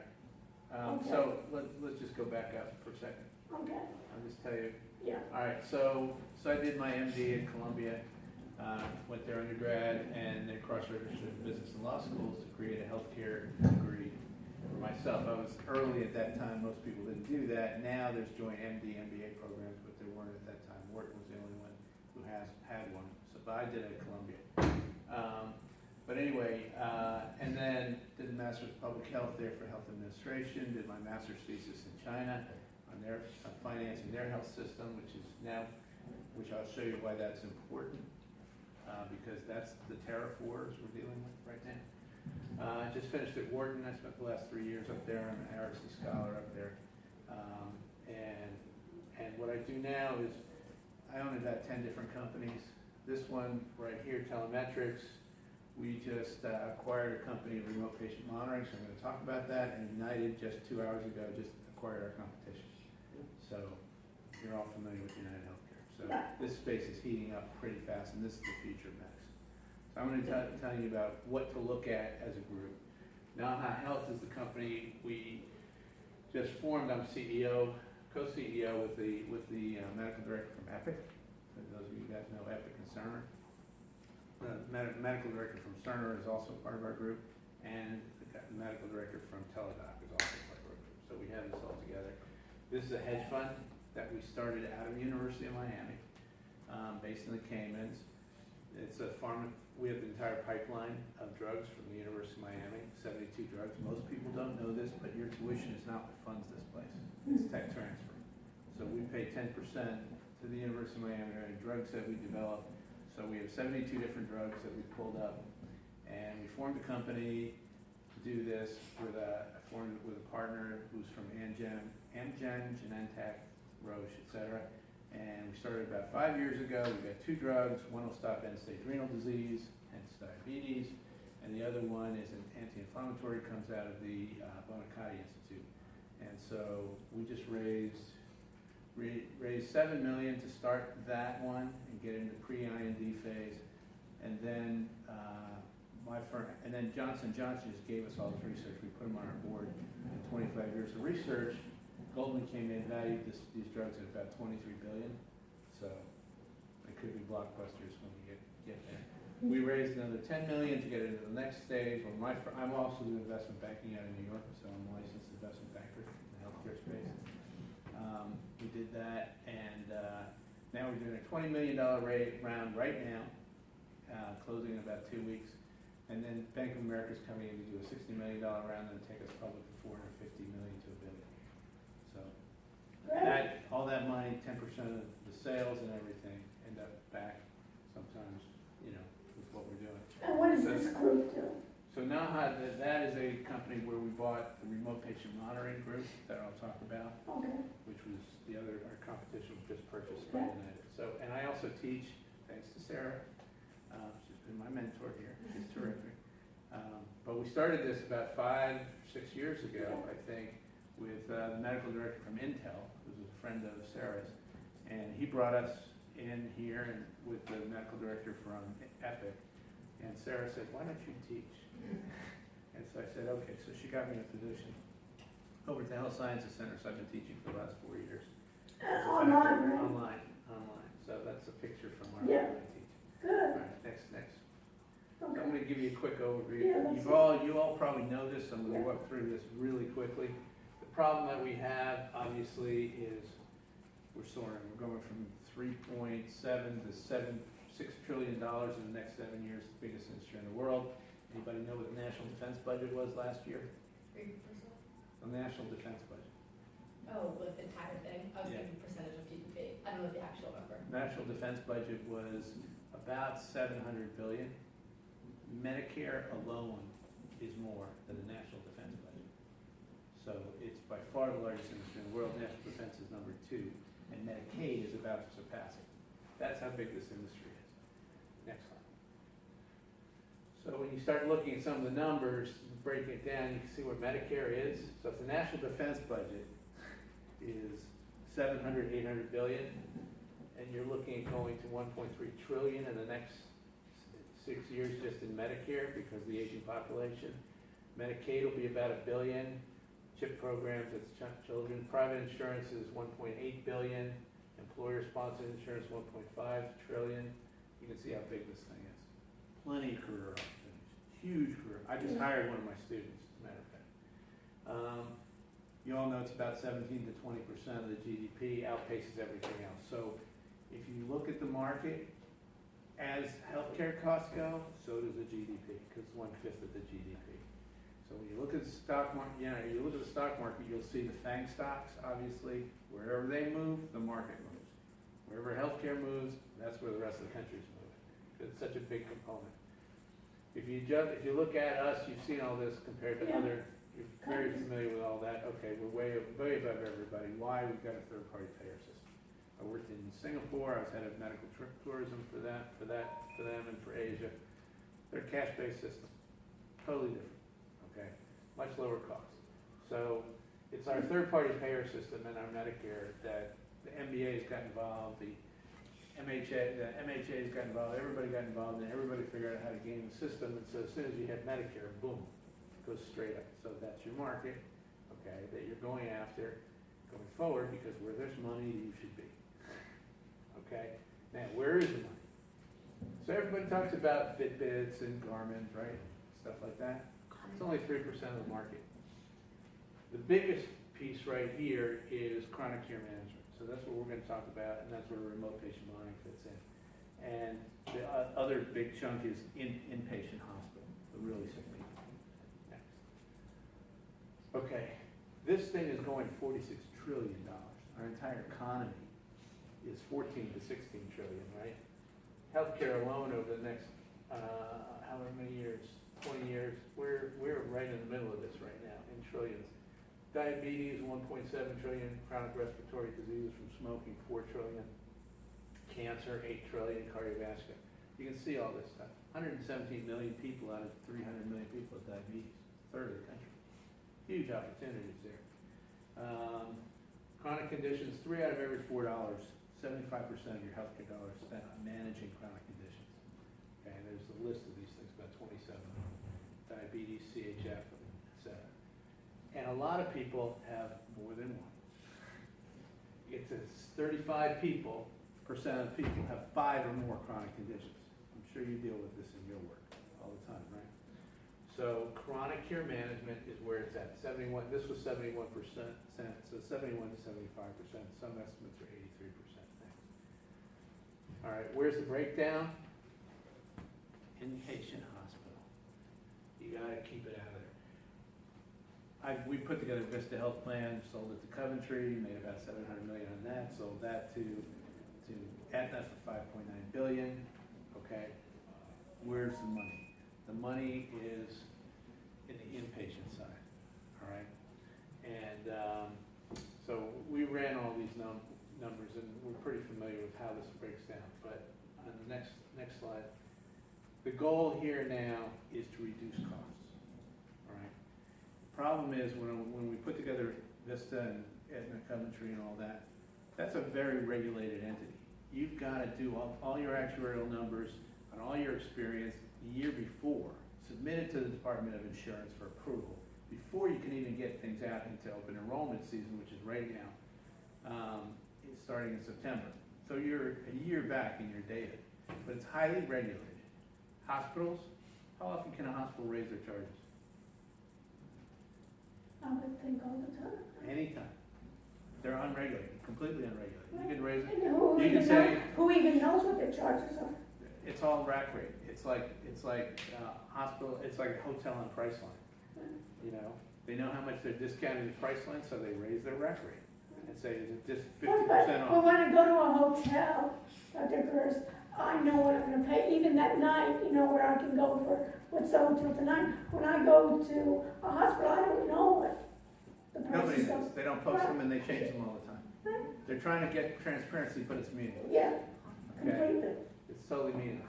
What has to happen is what we're trying to do is leverage technology into the home and keep people at $3 a day on your chronic disease management using technology, okay, instead of $10,000 a day in the hospital for congestive heart failure, COPD, or one of these costly diagnoses, sepsis, something like that. So we call this the leftward shift, and your friend, Mark Black from Intel is the one who actually developed this, and Frost and Sullivan picked it up next. So that's the goal of what we're doing. Now, where do you want to be? Where do you want to be in your future? Where the money is, right? So if you're going to be in healthcare, if that's your sector, right here, which sector of healthcare do you want to be in? And how do you know? Obviously, you go where you like and your opportunities, but if you have choices, this is how you do it. You look at the multiples. You guys are all familiar with EBITDA and revenue multiples. So you look for the highest multiples, and that's where you're going to go. Healthcare technology, 21x. Life sciences and tools. That's why we set up a life sciences hedge fund. You know, we put $1 million into that. with just this one stock, our own pharma company, it's tripled already. So, and that's $1 million in profit right there. Life sciences. Managed care, the insurance companies, they're all merging. So the play is out of there. Hospitals, it's out of there. Equipment and supplies is part of technology. So this is the place to be. See, the 20s, the 19s, it's there next. So let's take a look. Life sciences and tools. This, you'll have to scroll up a little bit. Okay. So this is right through second quarter, June. 35% increase in stock prices in life sciences and tools. Okay. Versus the stock market, the S&P at 8.3%. It's a big gap. Look at that. Obviously, that's where you want to go. You want to find opportunities there because it's just going to keep growing. Let's look at equipment and supplies. I mean, we have a company here in Florida that we represent right now called iRemedy, and they're doing Amazon of medical supplies. They're looking for people. They're looking for stuff. They're based in Palm Beach and in New York right now. And McKesson just came in. They want to buy them. They've got 50,000 SKUs already. And they just got a contract with Vizient, which is the largest GPO in the country, group purchasing organization, 5,200 hospitals they buy for. Technology, you guys are just talking about that. I'm going down, as you'll see, this is purposeful in an order to go highest to lowest. So you can see now pharmaceuticals, big names, big money, big everything. But look, as an industry, it's just a little bit above the S&P. And remember, healthcare is driving the S&P. Healthcare and the FANG stocks really drive the S&P because that's how much money it is. Now let's take a look at some of these companies. All right, so you're all familiar with Cerner? Yeah. I'm assuming through this course. All right, 19 times earnings. Allscripts 35, I don't know why. Athena was up at 95 at one point. Couple of times I did that. Paul Singer got involved, and Jonathan, I was with Jonathan when he got thrown out. Jonathan Bush, who was part of the Bush family, but he started it out of Harvard Business. What else have we got there? NextGen, HealthStream, you've probably heard of all these. Yeah. But they're trading at 20 multiples, 22 multiples. Next. Biotech. And that used to be so much. Used to be so high. Right. It's below. So do you want to go into biotech or do you want to go into life sciences? Right? So why do you, it basically reversed, and you remember when it was so It's big? split, but you have to watch this because that's where the Right. opportunities are. So let's look at biotechnology. Still big name companies. Amgen, Gilead, Centene, Biogen, right? Government's cracking down on the margins. So, and they're all big companies now. Healthcare distribution, McKesson, Cardinal, right? And then this was, I want to lead into this one specifically. Accenture for research and consulting. Accenture, and then you've got Booz Allen, you've got a bunch of names, but Cognizant is the one I want to focus on because we just partnered with Cognizant. Actually, I've been working with them for 4 years. I want to show you one thing. Oh wait, what did we do with Cognizant? All right, Cognizant's at a 10 multiple. You want to tell everybody what Cognizant is? I'm about to. Okay, good. In fact, we go to the next slide. There's Cognizant. It's a global leader in healthcare technology. So Cognizant started in Tampa, Dun and Bradstreet. A couple of guys from Indian guys spun off and wanted to and decided they were going to help with the Y2K thing. But they weren't going to go after the big companies that Accenture and Deloitte, everything we do at $250 an hour. They were able to hire Indian programmers, do all the stuff you talk about at $5 an hour. They could throw 10 people at it for $50 and still charge $100, $125 an hour. And they grew really fast. They went from middle market and lower market and didn't compete with the big guys. Y2K was a big nothing, but now they were into all these big companies.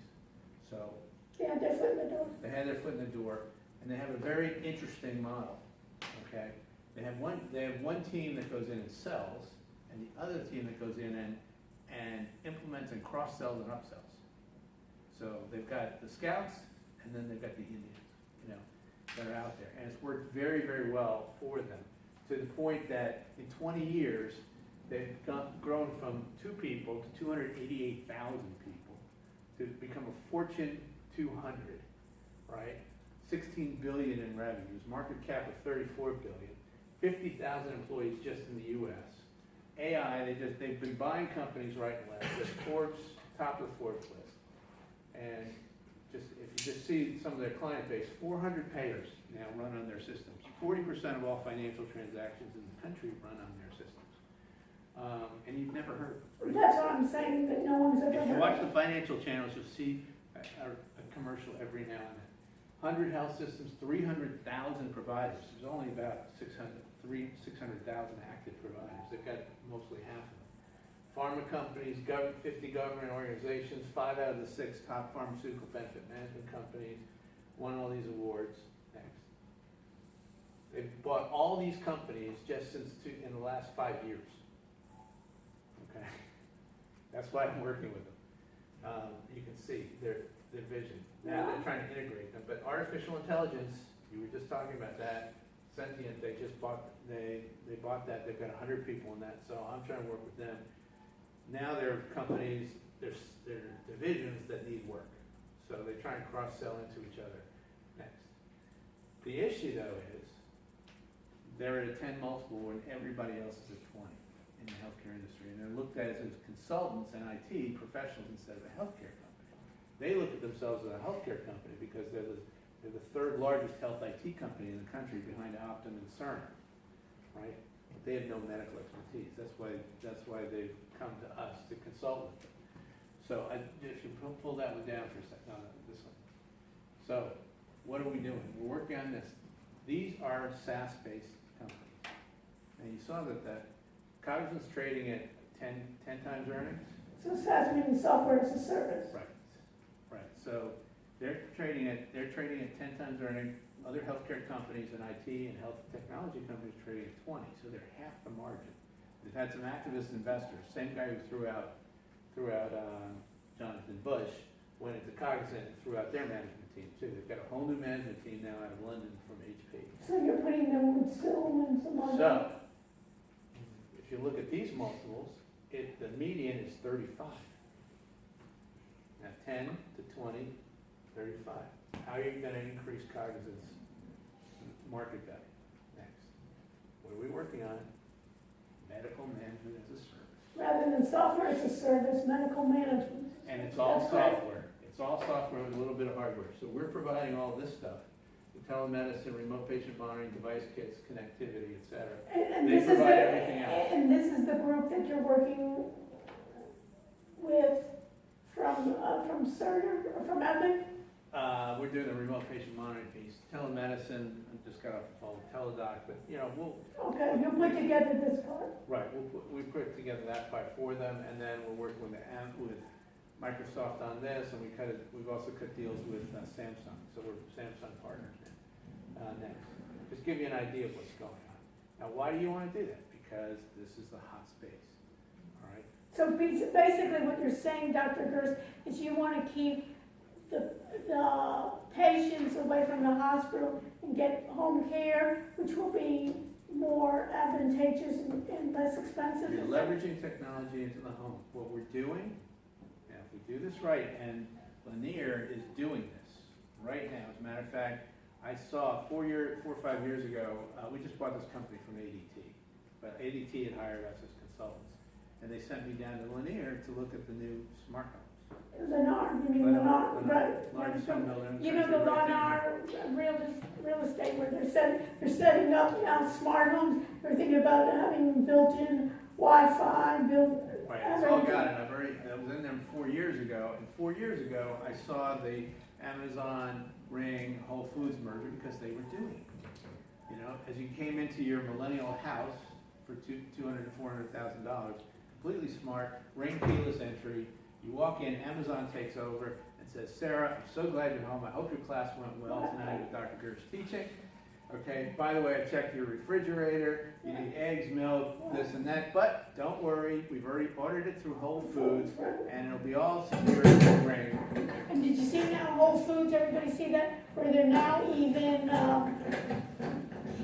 delivering it free? Now free delivery in Dade and because they really want to get into that market Right. with the.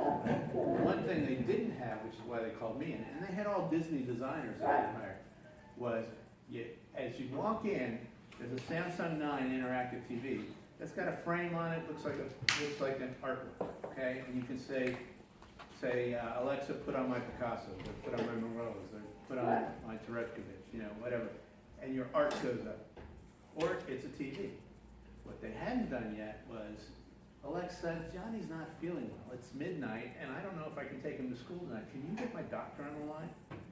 And up pops the University of Miami telemedicine doctor at midnight.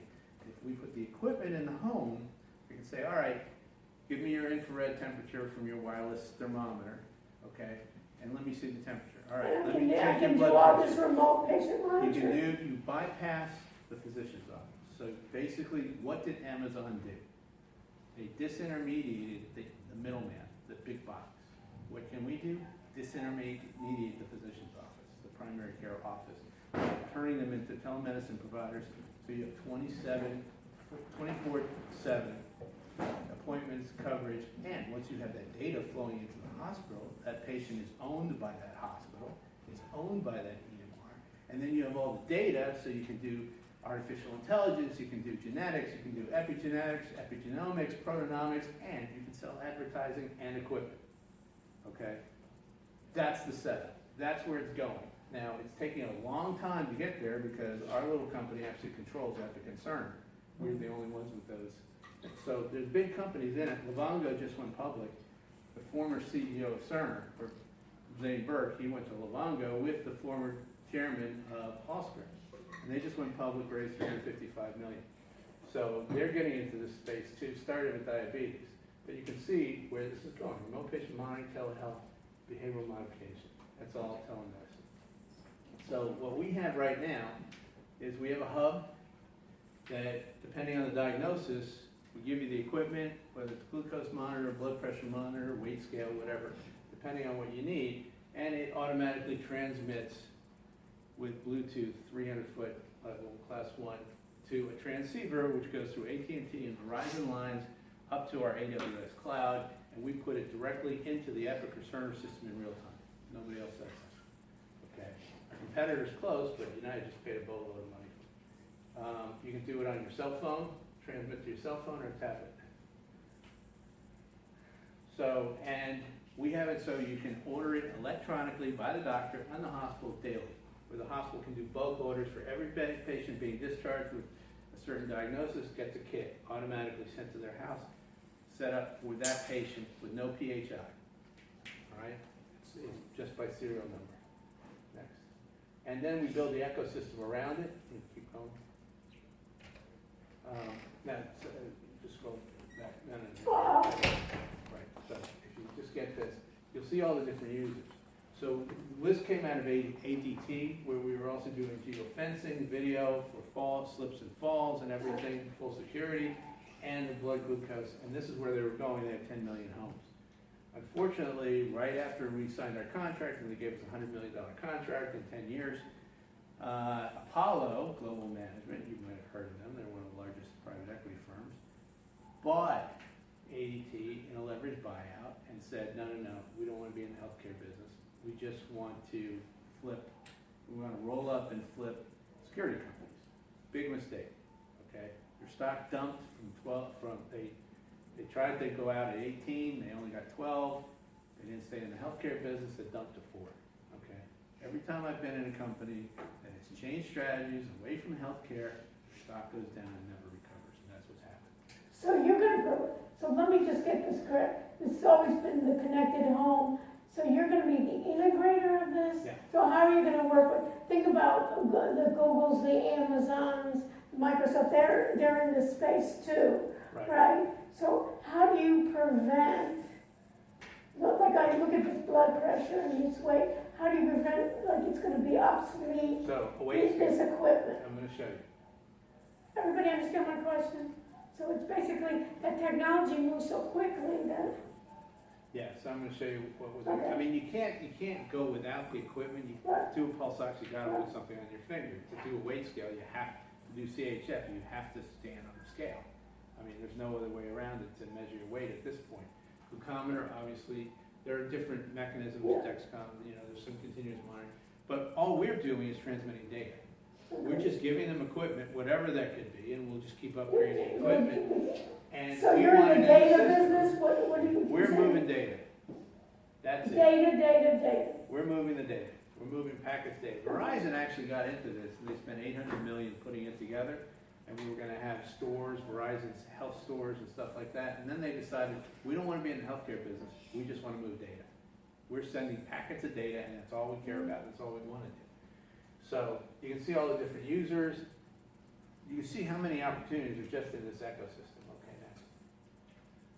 So we kind of deal with Samsung, so you can actually do telemedicine, you can do chatbots, you can do everything off of this system. Next. So you're with Cognizant, you're gonna be I'm what? working with Cognizant, we bought this company, I cut the deal with Samsung, so we're putting it all together. Okay, got it. Cerner, Epic, Samsung. So Dr. Gersh, you're the deal maker, can I We're say putting, that? well, I'm sort of the visionary. Visionary. But I do the deals. I'm one of those guys who not only comes up with the strategy, but then I implement. And then I cut the deals, cut the contracts, and then manage the companies. Okay. So telehealth, I guess you're all familiar with that, we don't need to see that. But you don't know this. What don't I know? Are you Yes. familiar with chatbot, with patient engagement platforms? All Well, right. I know what that means. So this is the yeah. most sophisticated one out there. It's called Conversa. It was Northwell and Allscripts put the money into this. It's out of California, actually Portland. So this takes the data that we got, and normally it would go to a care management nurse who would then look at the data, or the physician's office, and then decide if it's out of range for that patient. Let's say that patient gained 2 pounds overnight and they're congestive heart failure. Now, for those of you who don't know what congestive heart failure is, that's when you have a heart attack, pump doesn't work, backs up, fluid goes into your lungs, and you drown in your own fluids from your own blood. Okay? How do you measure that? You monitor the weight. Why? Because it's a closed system, pump system, right? Your circulatory system.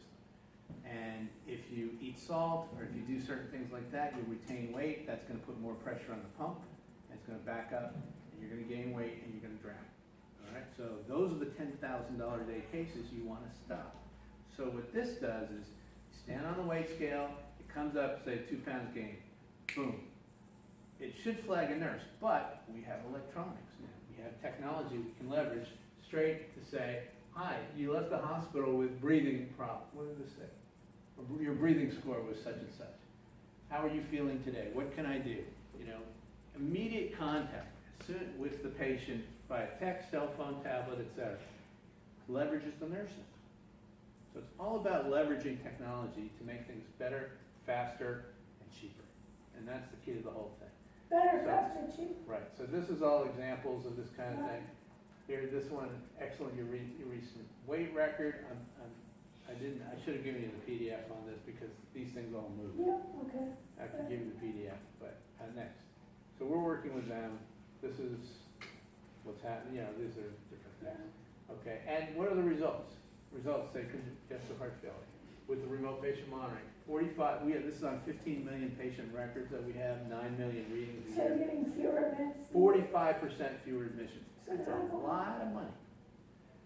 27% lower hospital days, 47% fewer readmissions, because the hospitals don't get paid for the readmissions anymore. Right. They have to eat that cost. Yes. Remember, think about going into a hotel, that bed you're not paying for, right? And $1,000, $10,000 a day, if the hospital has to eat, that's a lot. So they like this stuff. This would be kidney function. Next. This was a study done in Canada on this stuff. You can see the reduction in visits, savings of $9,200 on average per patient. That all adds up when you have millions of patients. This is the results we have on the remote patient monitoring. 41% reduction in 30-day readmissions. That's huge. Use cases.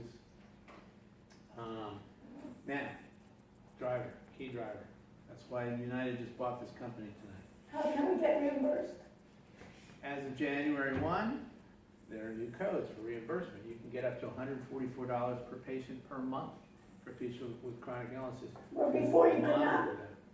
Right, and Yeah, I did a Don't study. you think that was really holding it back too, was how much Yeah, you it get, was, how do I get paid for for this, for my time? And how do I track it? And how do I do revenue cycle management on it? How do I bill for it? How do I collect, you know? So we're putting all those pieces together.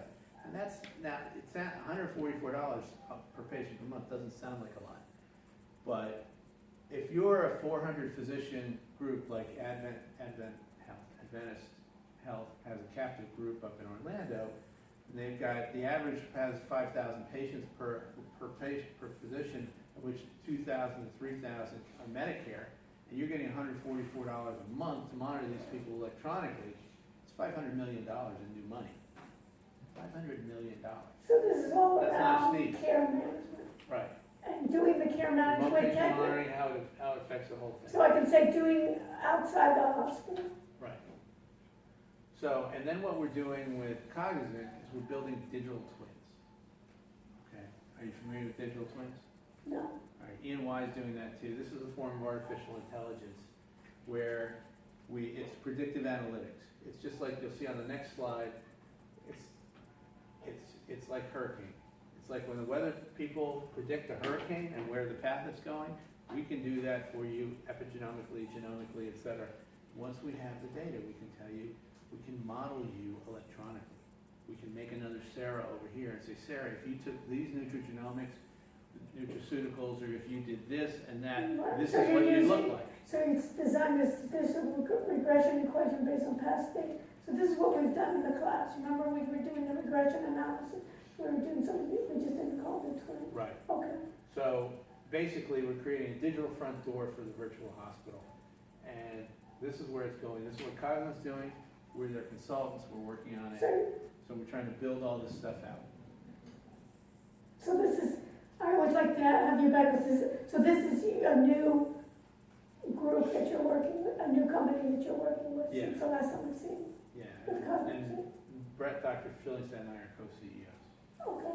And your company is called what now? Naha Health. It comes out of Nahakama Holdings. It's a Okay. family office out of town. Okay. But they put up the money, so Okay. You're not there yet. we're doing it. Can I ask a question?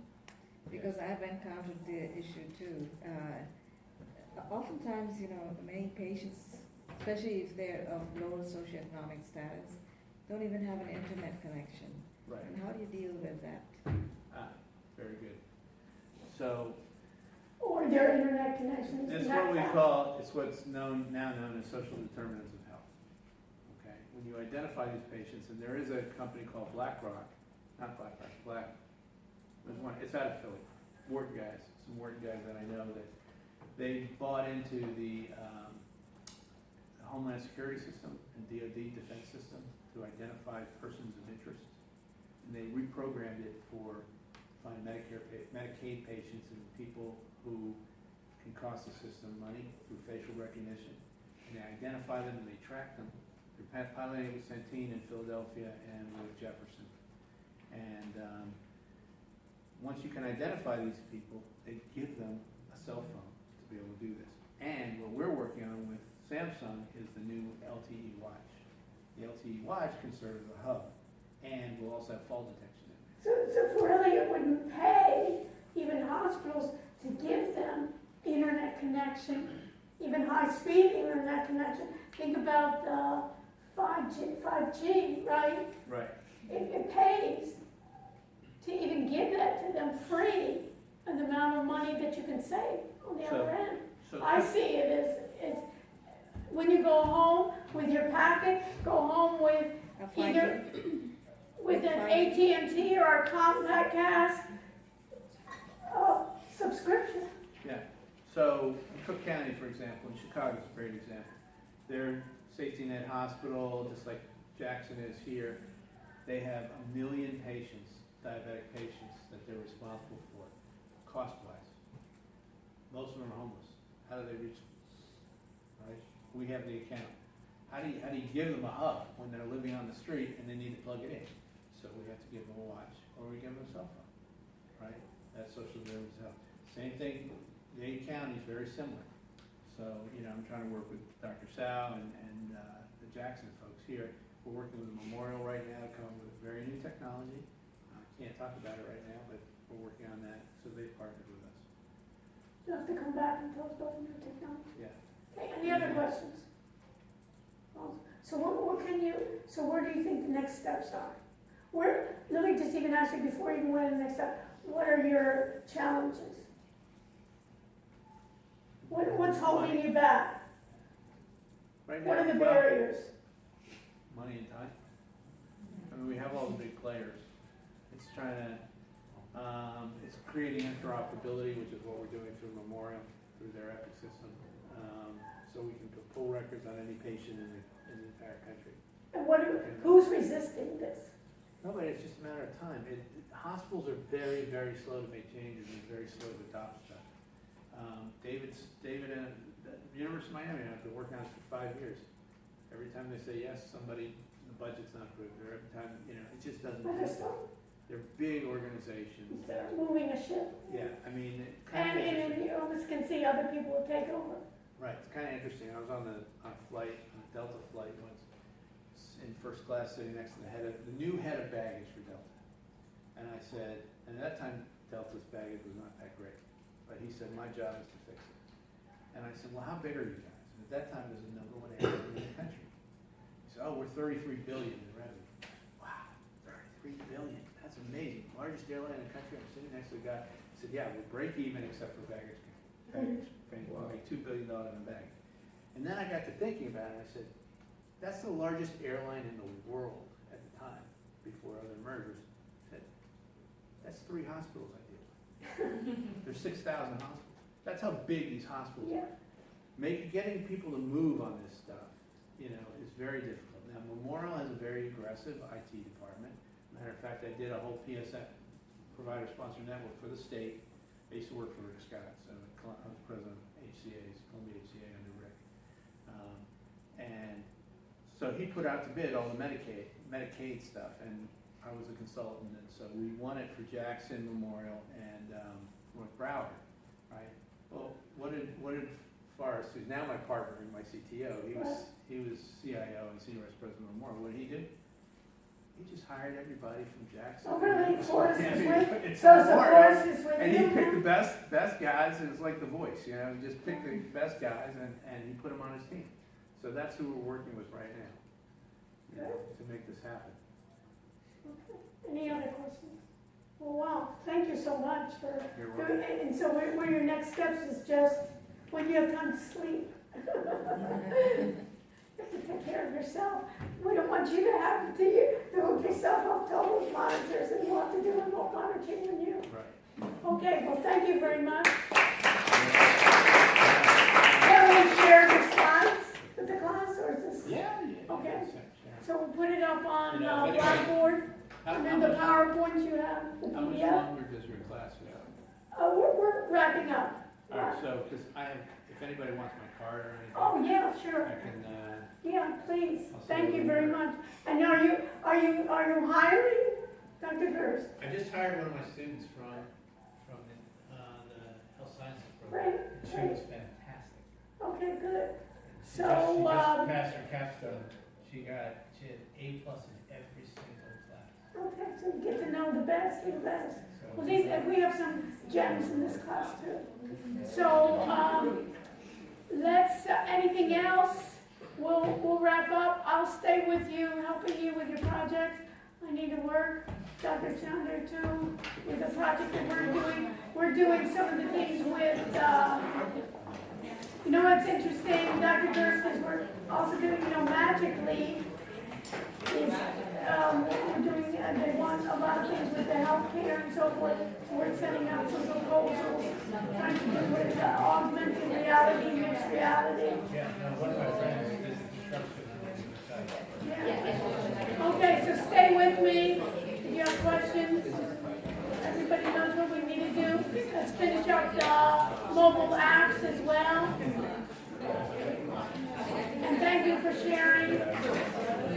Sharing is caring. Yeah,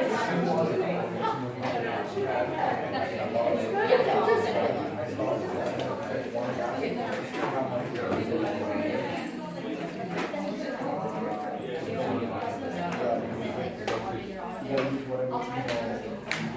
So who's doing any of your analytics?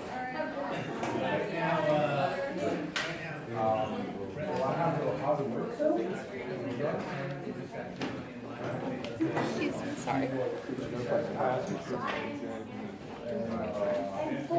My office, I don't have it right now.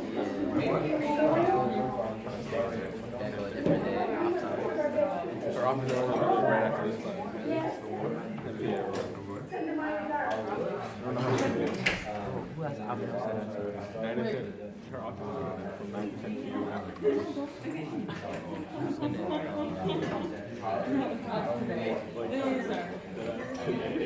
She has like office hours at like Monday at like 7 p.m. or something.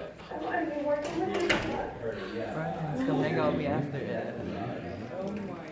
If I'm going to her office hours at 9, 10, she better take me to dinner or something. She knows. Take me to lunch. Thank you. No, I'm talking to her. Yeah, you can talk to her? I mean, what's on your mind? You don't have to talk to her.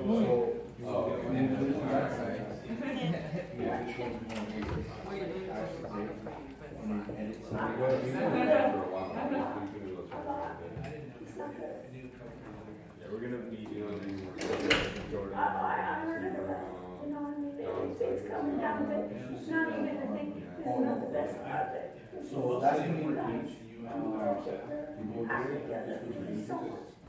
You need so much depth in there. You need it. How it works. You know what I mean? More than happy to work with you. You know what I'm saying? There's nothing to work with. Sometimes you gotta say someone's like doing scenarios. You know, think about maybe only making or the top. Healthcare, you know, security needs or issues. And then from there, you can have like certain scenarios and how we can solve that. And then you can put in possibility of companies and so forth. What I was thinking, which one did you try? More of like ideas people that are already. I would say expertise in problem now. It's like yeah. What experience are working on us or somebody. You want me to use the software? Yes, thank you. Appreciate it. Okay, I just got my nephew's not working out. Somebody's asking me for $30,000, $30,000 this one. So then we, so that's not helping out. What are you gonna respond? What do you mean evaluate? Look at, I guess, what kind of ransom. So, I mean, this is very much. I got an act at midnight. How are we guys doing? We're all okay. You got a plan? Let's see you next week. Okay? I'll have tomorrow morning, I need to be doing surgery, so hopefully I'm gonna help me. I don't know, is this gonna be like emergency kind of thing, 911, or is this gonna be generic where I'm gonna do it? We're B2B, so there's no like. So it's not an emergency, so That's just an idea I had. so what we gotta think about it. That's what I'm saying, is this gonna be emergency? Because it's not like you guys are emergency on the spot. You're not, no, so you gotta come up with, your app has to be something that's gonna fit, because what you just told me is what she says you're doing, right? You're not gonna be going out and saying, okay, can somebody go and help them find their, or I don't have to find them. Consulting companies usually have apps. What? I guess we can download a couple and see, I mean, So you have to go look at your competitors and see what they do. consulting apps. I think, you know, you can look at your apps, but I think you need to do is, no, I'm thinking the whole semester is doing. You know, no thinking. No more thinking. No more thinking and actually doing. You understand? I don't know how else to say this. Yeah, But this especially is, because it's doctor. you know, resting in our morals enough, you know. This is like my group that I have the most aspiration. No, I'm just saying, you should. I promise you we will do it. I'm just saying that it's not promise, you know, we have so limited time that we need to get in depth here, and there's no depth. So we think, I would even, besides worrying about the apps, get in depth and have, how many could we have in group? We'll have 2 more, yeah. So you could even have 5 cases already and say, hey, each person take a case and really drill down to those cases and what are the solutions to those. And then deal with those, even the 5 different, you know, companies that can solve it, or even one company that can solve a number of those. I don't know what else to do, and before we go, you know, we're saying we're gonna be in an emergency now. So get back to me, now it's Wednesday, you know, what I even do is, I teach on, do this, your class on We're trying, Monday this is where it's at gonna go. 5. Patient real estate. Do we? I As don't. soon as you have a home connected to the hospital, you have have. no. I'll tell I you, think that, come at 5 I on think Monday. that I have a people, real former estate student agents of are gonna mine start selling homes He based on ended up, not only what's the school district looks like. going into, But which hospital. after my partner ended up going, working with someone that has basically like a cybersecurity firm, and now he's out in Arizona. He's just like you, a BTE major, not really super technical, you know, BTE major. And now he said, he got in touch with me and I said, hey, you wanna come out? It's all.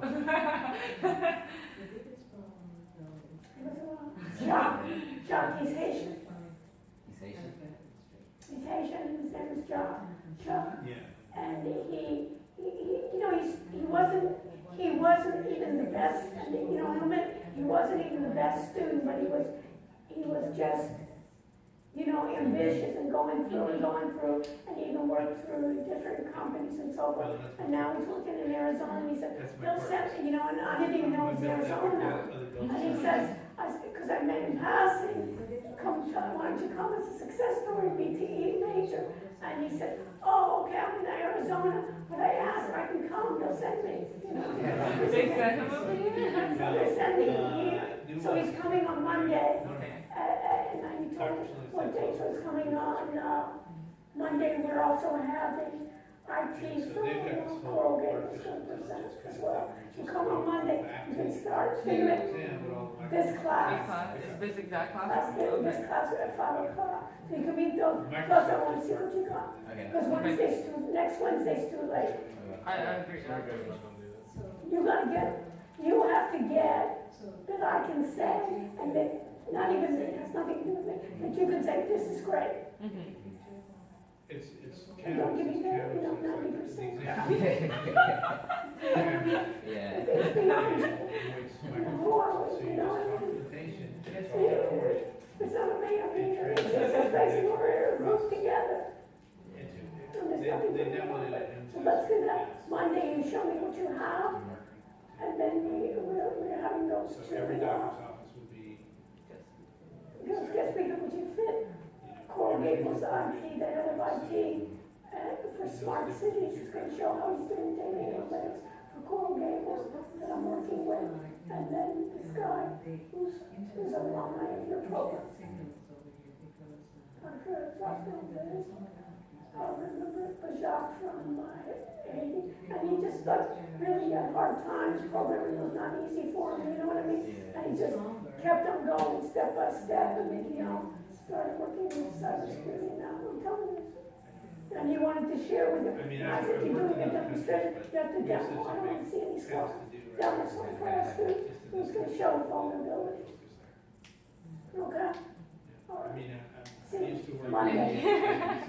Thank you so Yes. much. We tried to do a our app for like our app that like the most could watch and like on every like all of that was not coded by app. work with all of It's not gonna do something. Yeah, it's not So, so what I would do is create Amazing how like a prototype. and some of the others. To use one of the app developers and then make it as this is a prototype, and then in your presentation, when we think about what's the future, you'll talk about, we'll get programmers to actually then do the sensors. And then. Well, we went from, in 10 years, we went from like no cell What we phones wanted to to do was like, 7 it's billion. mainly geared It's been very towards good, the but person this who remote maybe patient will monitoring use is it a as a baby. So for the It's a blog cell phone. part, That's because what there's it a lot of like pregnancy Yeah. blogs, so Watch it. basically gonna do like topics and then make other blogs. Is that fine? Or should we Fine. do this one? Okay, that's the main two questions we have. Well, this is where we're, I mean, Thank you. to see it all. So what are we doing? I just want to know, if your office hours have to schedule out people an email or have them come on Monday. Come on, let's get up to the class. This week, I wrote up my initial proposal and like a final proposal, just because I did that with the other project, obviously, like your change, so everything's different. And I do kind of That's draft, what, it's better, yeah. So much better. Yeah, and, for the website and the application, I like kind of started it yet, but I don't wanna get too far into it until you find, like, I wanna make sure my proposal's correct before I like continue with it. No, I would just do it. Really? Yeah. Okay. I mean, because we don't have time. No, Do it, and then fix it. and on fix it, Monday. and then we do that agile development. Go ahead, design and put it up, Okay. and then if you want to on Monday, you can come at, Monday you can come at. I came back for you. Yeah. Angela. Here, if you want to, you come And earlier. Nice meeting And you. this- So, you I can just come come on even earlier if you I want. actually worked for Lennar 2 Oh, yeah. summers ago. Okay, So, work, do I you didn't, come, I actually work on technology. come even early, So because I I'm got gonna to see take like your all the smart, speakers, smart home if you want. devices they're implementing. No, They no, have no, all you Don't shared. your office hours or have? No, I teach from 5 to 6, if you Oh, want to. you have a different class. I have a different, Um, and then I'm a gonna lot have of to like do it. international. But otherwise, just There come was in no at marketing 6:15, home to 6:30, come at 6:30. Okay, like alright, thank international you. buyers. And just do it, you know what I mean? Yeah. Because we don't have time. Yeah. And Usually you today, need such a nice job for the other ones that are taking over, you know what I mean? Actually, I just So got you a can job do at it. IBM. And you know, Oh, yeah. you So, already you know, know my I'm voice. huge You into know like my how critique. I know, but it's I- just nice I- to I- have I know, I know. instead of me like Yeah. thinking. What do you think of that? Well, But you Christine just Kratz like was to do on that, you know what I mean? Yeah. She's a nurse. She's on the Alright, I faculty. know, yeah, you know what I mean, don't get myself, but you have I'm to the one do to tell it. them, what do you And do? but think about it, you can keep it to yourself, or you can give it to someone Yeah. else, Why to are you using it critique, for you know, decisions? after you do it. And it took me like 3 Okay. years to get it I'll done. work on it. Think about it, then show it to me, because we don't wanna wait that long. I know, alright, thank you. Fine. Yeah, I went to Armonk and looked at Watson. It's just a series of database servers. That's really all it is. Crunches a bunch of data. There's not a lot of intelligence around it. There isn't. I mean, I